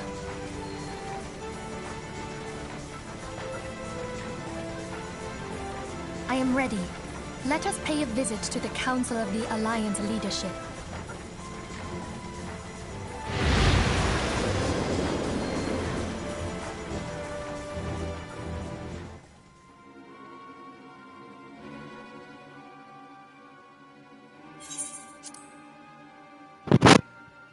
Hells take the Black Wolf and his new toy.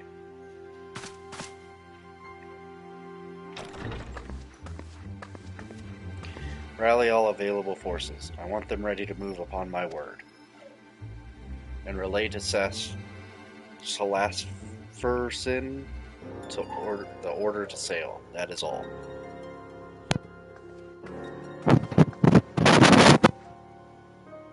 The Maelstrom stands ready. What of the flames? Ready as we're like to be. I need only give the word to Roel.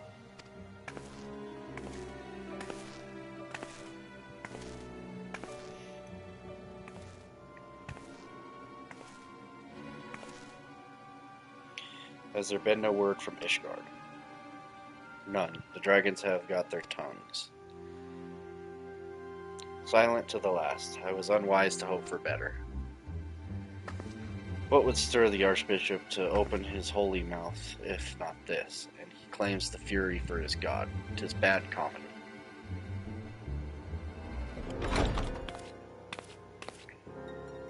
The Holy See has made its choice. We will proceed without its cooperation.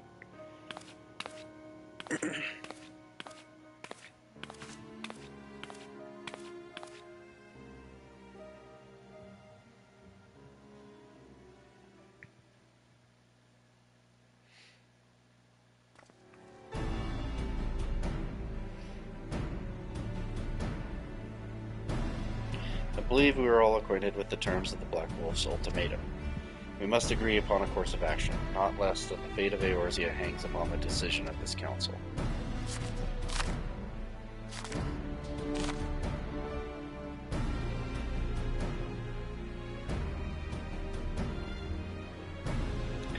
Ben Baelsar claims to wield the power to smite primals. Should we yield to him, he pledges to rid the realm of its false gods, yet offer resistance, and he swears that we shall share the primal's fate. Pardon me my bluntness, but I like not these choices.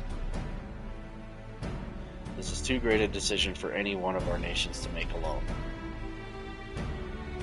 Choose we surrender or resistance, we must answer as one, for if but one surrenders, the rest shall surely fall. Let us pray for the wisdom to do right by all our peoples.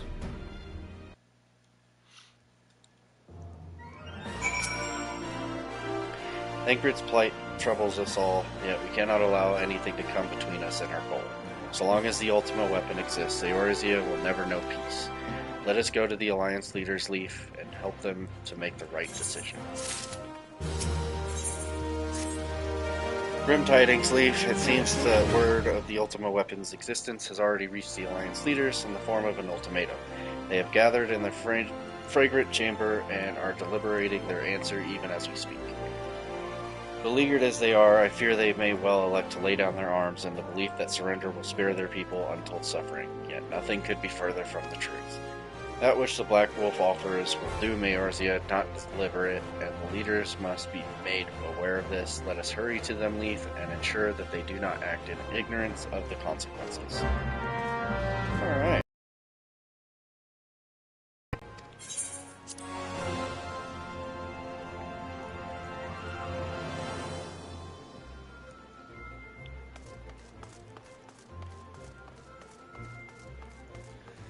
So, with that, I'm going to leave things off here, and we will pick this up in a little bit once I get back from doing the errands that I need to run. I appreciate anybody who stopped by the stream. I appreciate anybody who's watching. So yeah, we'll pick this up probably here in another couple hours or so. Then again, I always say that and it's like 5-6 hours later. But I will catch you guys all later. I have some stuff that I gotta do, so I will be back soon. Bye guys.